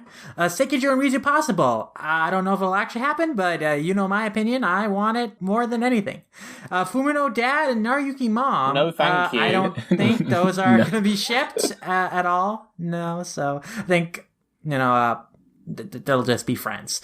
A sister ship. Mizuki, I don't like the fact that she's so into her brother, but I do think the series does play her off in funny ways. I like that her apron always has some weird syscon text on it, like sister story ending. No sister, no life. No sister, no life. Like, there's some great quotes on her apron. I think that's funny. How many times has Sensei's ass shown through her skirt? Every chapter. Too many times to count. Yeah, every chapter that she's appeared in, times 2 or 3, so probably over 100 times at this point. Is Naruyuki's friend literally just the opposite way of drinking on the story? I don't know what they mean by that. Like, so good. I love there him. Are two. He has 2 friends. So what is he? Is he referring to the friend who is hooked up with one of Aruka's friends? Like the fact that they're actually a couple, while none of the Aruka and Yuiga aren't a couple, and none of the other girls have made progress in the relationship with him in terms of romantically. Yeah, I don't know what they mean by that specifically, but I do like Amori. I think Amori's really funny, and the other friend. The only thing I remember about him is that he is in a relationship with Aruka's friends, who, but are also great. By the way, I like that they're so supportive of her, and they're fun. Aruka going to Australia is good. Yes, it's good for her. Not for my heart. Not for our hearts, but good for her character arc and character development. It's some great moments. It's interesting, and that's good. Yeah. Mafuyu Sensei is literally the show's only loner whose only company is her sister at one of her students. Yeah, she lives a life of squalor and isolation and depression and sad. Just like most adults. You know what? I feel like this series should just use her popularity as a springboard to do a spin-off of her trying to make friends, and it's like a slice of life comedy. Honestly, as much as I don't really care for Kirisu at the moment, I would be up for that, actually. I would love to see that. I would like to see Kirisu make a friend beyond her students and her sister. Because I don't dislike her. There are things I like about her as a character. It's just her positioned as a love interest in a harem series about a high school guy. Yeah, that is not good at all. Problematic. Because she doesn't really have any colleagues that she's close friends with either, does she? No, I mean, none of the other teachers are really great in terms of friendship material, considering they all seem to be very interested in how pretty she looks and making her wear costumes or seeing her in swimsuits or whatever. But yeah. Yeah. Also, I'm so upset that Littner's constantly referring to her as Mafuyu Sensei because not your one true Mafuyu. She's not my Mafuyu. No.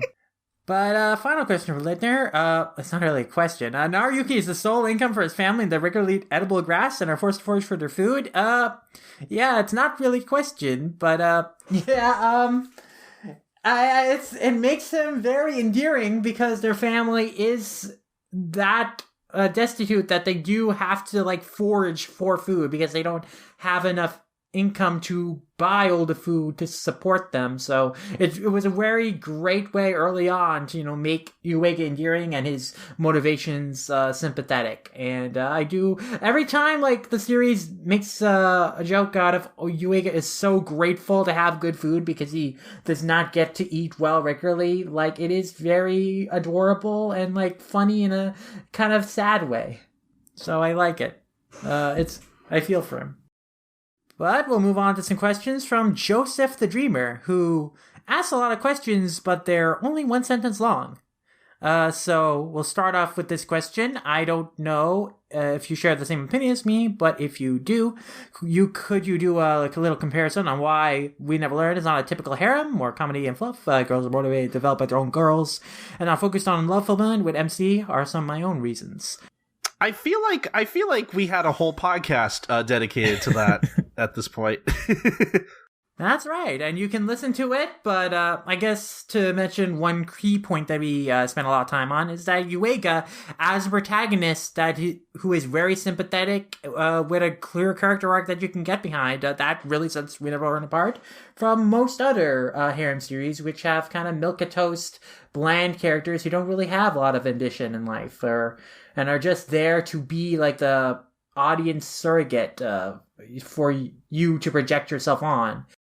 I mean, before I read We Never Learn, I hadn't even properly gotten into nisekoi, so my experience with harem protagonists were either shy sad sacks who have absolutely no agency whatsoever, or complete lecherous perverts.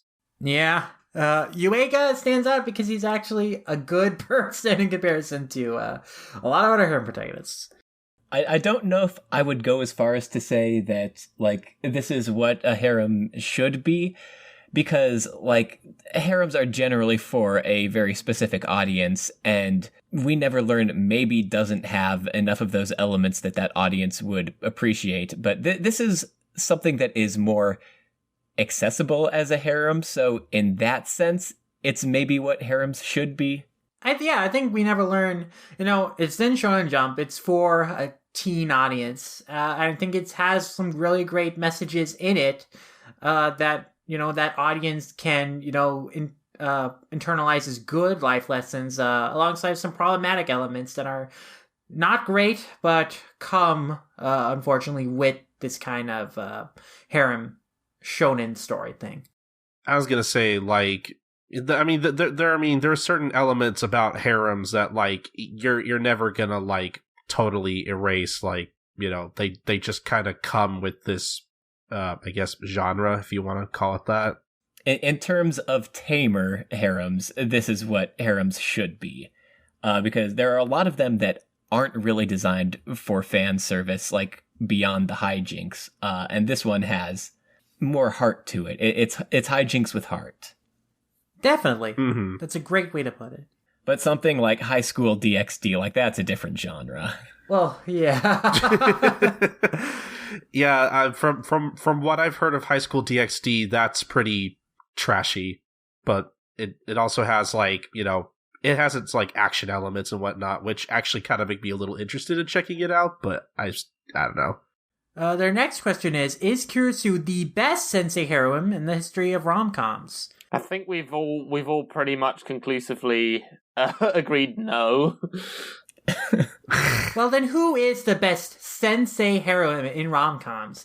I was willing to take argument with this because Yukari Sensei is the best I thought, in terms of a sensei heroine. But then Azumanga Daioh is not a rom-com, so who knows? I don't think that counts. I do really like. I guess if you count it as a rom-com, I do really like the teacher in The World God Only Knows. I would like to see Yukari and Kiryu get into a race. They're both terrible drivers, so that'd be that causing some shenanigans for sure. Who else? Who is another good teacher in a rom-com? I like Hinako in Ranma Half.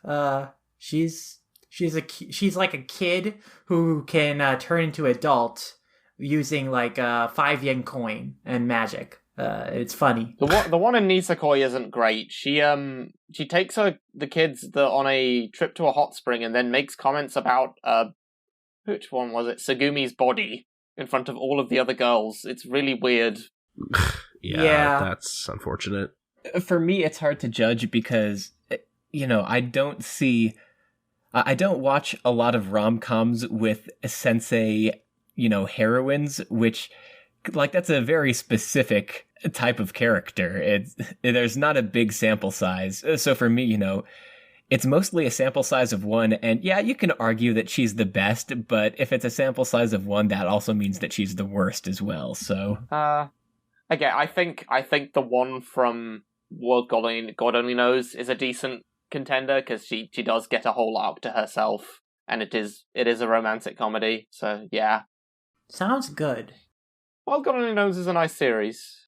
And thoughts on Aruka's chances or lack thereof to win the Uega Bowl. That should be a yearly event. A bunch of characters compete to win Uega's heart. Second seed. She's the second seed. I think she can make the playoffs. I think she can do it. I don't know how American football works. I just know there's a thing called playoffs. Yeah, I think she has pretty good chances, but we'll see. Talk about the upcoming anime we did at the beginning of this podcast. We have mixed feelings, but we didn't dislike it. We would recommend it. Who do you consider the first real girl, what all things considered, Rizu or Fumino? I think they were both introduced at the same time. Yeah, equal billing. I guess technically Rizu was introduced first before Fumino. But in terms of who are the central characters who are like all on all the promotional material, Rizu and Fumino are always together. So I think that they're both considered the first girls in that sense. If you have one, share your own We Never Learned story. Did you have this one thing you were really bad at struggling with that you soon overcame with sheer determination and hard work? The massive amount of homework that I had at the end of my senior year of high school. There's that.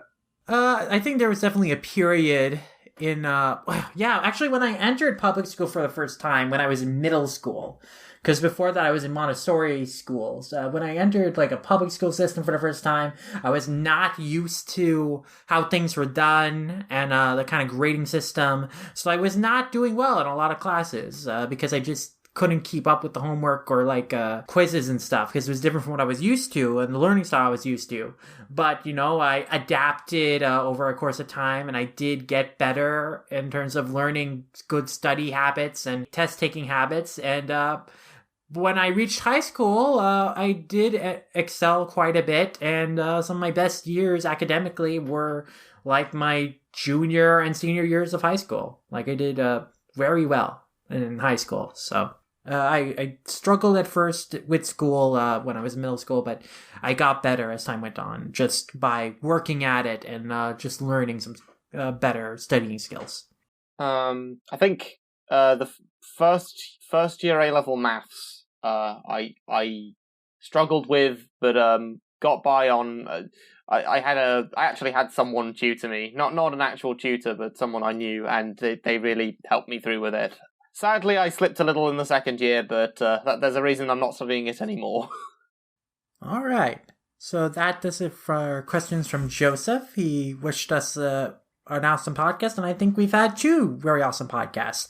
But we still have 2 questions left, and one of them comes from Yellow King ST, who asks, in the beginning of the manga, Bokuben was called a successor of Nisekoi because it's a harem rom-com from Jump focusing in the beginning on 2 main girls.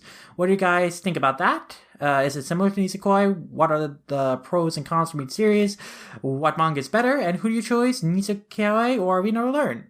I feel like we're all in agreement that we choose We Never Learn over Nisekoi. Yeah, I was going to say, I feel like we talked a little bit about this on the last podcast, but just in general, even with that stretch of chapters I had a hard time getting through on my first read, I would still say that I prefer We Never Learn over Nisekoi just because there's no plot device to artificially extend the series as far as it can go, because that was really the one of the biggest things that really bothered me about Nisekoi, especially reading it week to week for almost its entire run. And that, and we also mentioned how compared to We Never Learn, or I should say compared to Nisekoi, it's not as obvious who was going to get with who by the end. With Nisekoi, it was pretty heavily telegraphed that Raku and Chitoge were always going to get together. Sure, they may have had some obstacles in their way, and there were other girls that Raku could have gotten with. Onodera obviously being the second choice that makes the most sense, but it was always going to be Chitoge. Yeah. Even the character design gives it away. Chitoge has such a vibrant character design, even over Onodera. Whereas Onodera's is a lot more plain. Mm-hmm. Yeah. I think that was part of the reason why I got so burnt out on Nisekoi in its last year or so of its run, was just because yeah, sure, this big final arc is happening and we're finding out all these things about the characters, but it's I had such a hard time caring about what was going on because I knew where the story was going to go. I knew who he was going to end up with, and that just really kind of took whatever enjoyment I still had of Nisekoi and just chucked it out the window, honestly. And I think a big problem in Nisekoi, where We Never Learn differs, is that in Nisekoi, most of the characters' arcs were dependent on their romantic relationships. Very few of the characters had an arc besides that.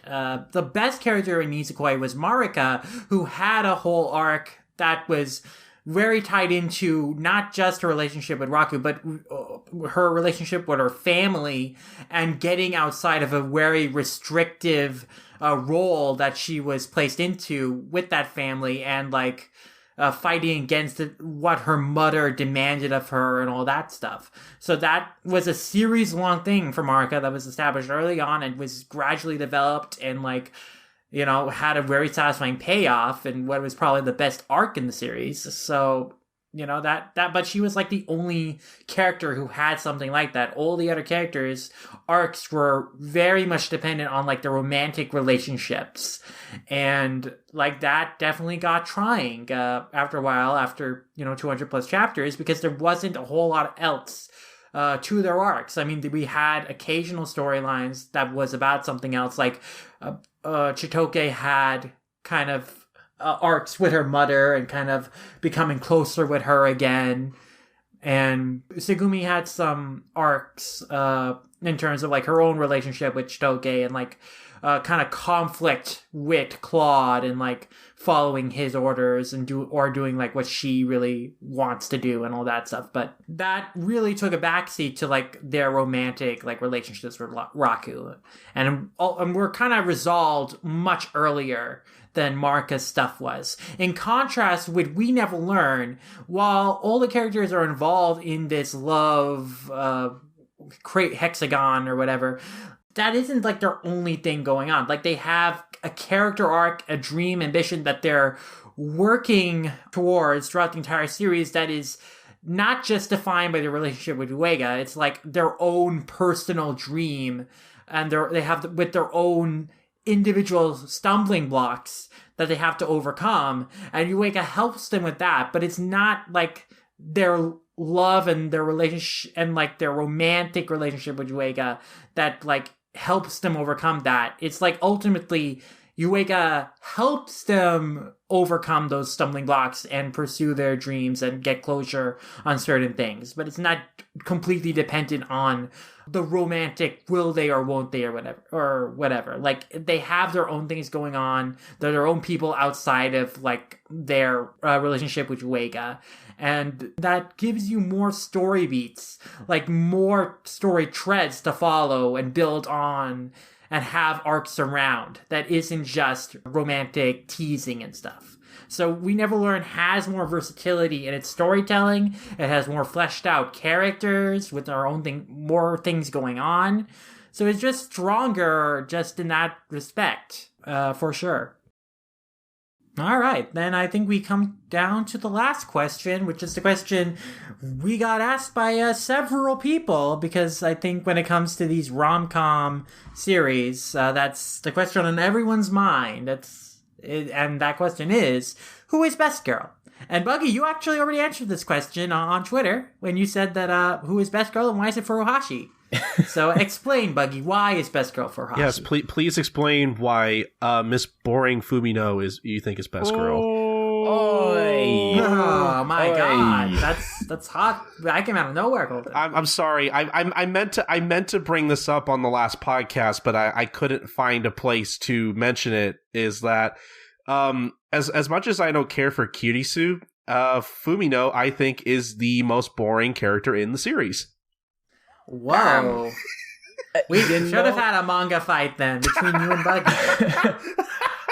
Ironically, like, I would not even say, no, you're wrong, that's a bad opinion. Because, like, I don't think that Fumino is boring in any way, but I can see how, like, she is much more subdued as a character. So I can understand why someone would not like her that much. Well, let me give a little more context. Like, Fumino, I think, is boring because she, and stick with me on this, to me, she is the same character archetype that Onodera from Nisekoi kind of filled, where it's like, you know, she's, to me, she is the very typical, like, Japanese high school girl. Like, she can't cook, she cares about fashion and really superficial kind of stuff, like breast sizes and whatnot, and just like she comes off to me as that very, like, she's kind of she's the petite, like, sweet heroine type. Yeah, and to me, like, that kind of character archetype isn't super interesting, at least when you have all these other characters to work off with. Personally, I'm more of a fan of Uruka just because I think my tastes kind of lie in that very super outgoing, like, sporty kind of personality. But that's just me personally. I would say Furuhashi for several reasons. One, you know, literary nerd. That's fair, yeah. She has that talent. And I mean, as a big old literary nerd myself, that's something that I'm going to appreciate a lot. Two, I think that she has by far, so far, the most interesting character arc. And I also think that she has the most interesting romance arc throughout the story, where she is slowly, you know, she's stepping back and encouraging her other friends. She's taking on the role of, you know, someone who's just supportive, and then slowly growing closer and closer to Nariyuki and allowing herself to have those feelings for him. And another thing that I really like is just, I think they have really good chemistry together. They seem like, you know, they're really good friends. And in my romances, I don't necessarily like, you know, the romances where they look at each other and their kokoros go doki doki. I like the ones where I'm like, yeah, I can see them having, you know, a long, happy life together. And we've gotten a lot of scenes where it's almost portrayed as like they feel like they're family in some way. Like Fumino is staying at Nariyuki's house for a period of time. You know, Fumino's character arcs are so focused on, you know, her own family. There's that one time that they pretend to be brother and sister, and I think that's like something that, because they have the sort of relationship where, you know, they can live together like family does, or like spend time together in that way. I think that it's a relationship that has a very solid foundation that can be built on, one that, is going to be something that is long lasting. Mm-hmm. I've made my opinion on this one very clear. I am fully in the Uruka gang. I think the fact that her character arc is focused on, like, her having to slowly be distanced from Yuiga would make it even more gratifying if, at the end of it all, they actually manage to work through it and get together. I think that would be, like, such a nice, like, release of dramatic tension for them to actually make it work. Yeah, I guess a potential ending for that is it could be, like, they wait for, maybe a point where she is able to come back from Australia, and it's like a little mini time skip. I know a lot of romance shows like to do like a short time skip to when they're all working to like finally have them like actually get with each other. Yeah, so I could that could be a nice way to cap things off. And yeah, I just generally really want her to succeed, and I'm super invested in that horse.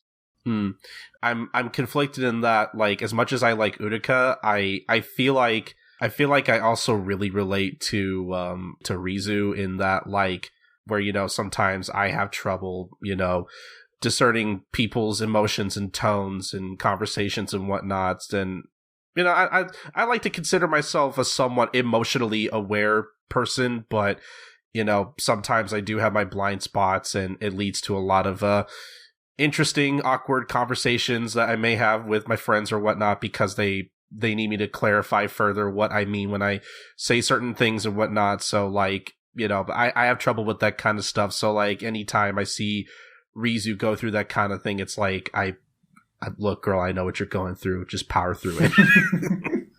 And plus, like I said, I think she's probably the funniest character in the series. So, like, if Uruka didn't exist, now the more I talk about it, the more I feel like I might be more of a Rizu kind of guy, actually. All right, get the whole spectrum. Mm-hmm. Lum, what's your answer? Man, you guys are saying you didn't want to do a manga fight on Best Girl, but I left you guys alone just to talk it out, and you already did it. So I'll leave it to you, the listeners, to decide who won that manga fight.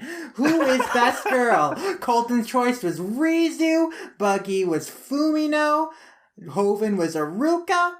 They got the central trio right there by just a sheer amount of coincidence. So yeah, listeners, let us know who won that manga fight for Best Girl. As for my answer... Get off the fence, Lum. Now, as for my answer, come on, can't you guess? It's Kirisu, right? It's Hammy the hamster. That was going to be my second guess. Buggy, what about you? What's your guess? Yeah, duh, it's Sekijo. No shit! Yeah, Sekijo, Best Girl! Sekijo all the way! Sekijo X Rizu OTP! And I already know I'm right, so I will include that as an option in the poll for Best Girl. So I'll leave it to be debated by the audience for what your guys' arguments were for Rizu, Fumino, and Aruka. But yeah, I think that does it for this episode of Manga Mavericks and our We Never Learn Q&A. Wait, I do want to follow up like with one more thing on the subject of Best Girl yet.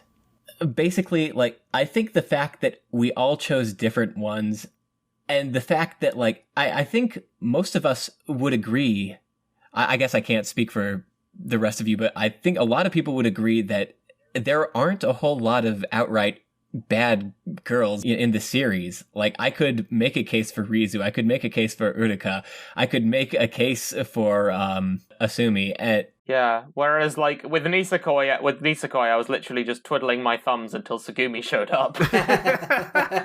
Yeah, and, like, even Kirisu, I don't like her, but there are certain parts of, her character arcs where I'm like, okay, yeah, I can get the appeal at times. I still think that anyone who thinks Kirisu is Best Girl is has kind of bad taste. Ooh. Apologies if you have Shots bad taste. Damn. But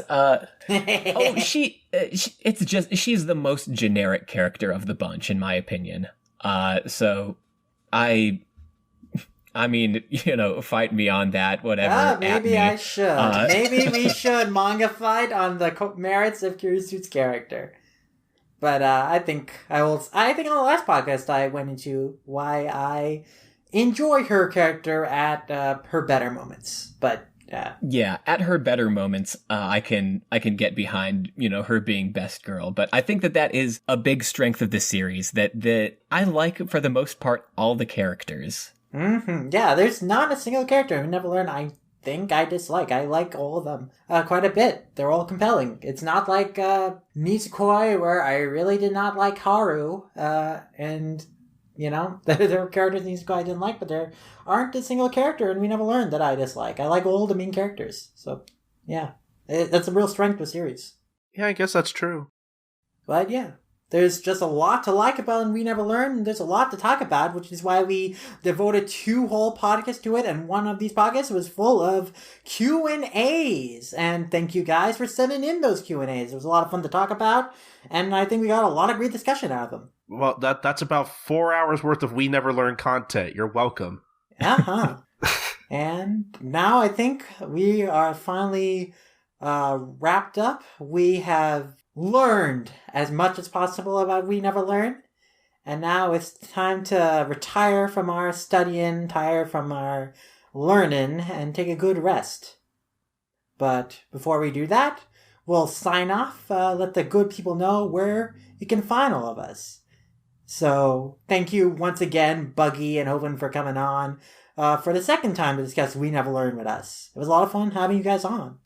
Yeah, it was great to be on. I had a lot of fun discussing this. I'd wanted to talk about it somewhere for a while, so it's good to have a place to do that. Mm-hmm. I really had a good time, and I would say I have learned a lot from these conversations with you about this series. Hey. Mostly about how good a series it is.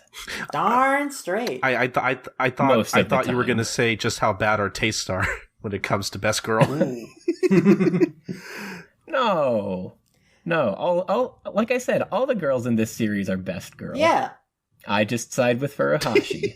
Mm-hmm. Fair enough. So I guess you guys could just let us know where they can find you on the internet. Hovin, why don't we start with you?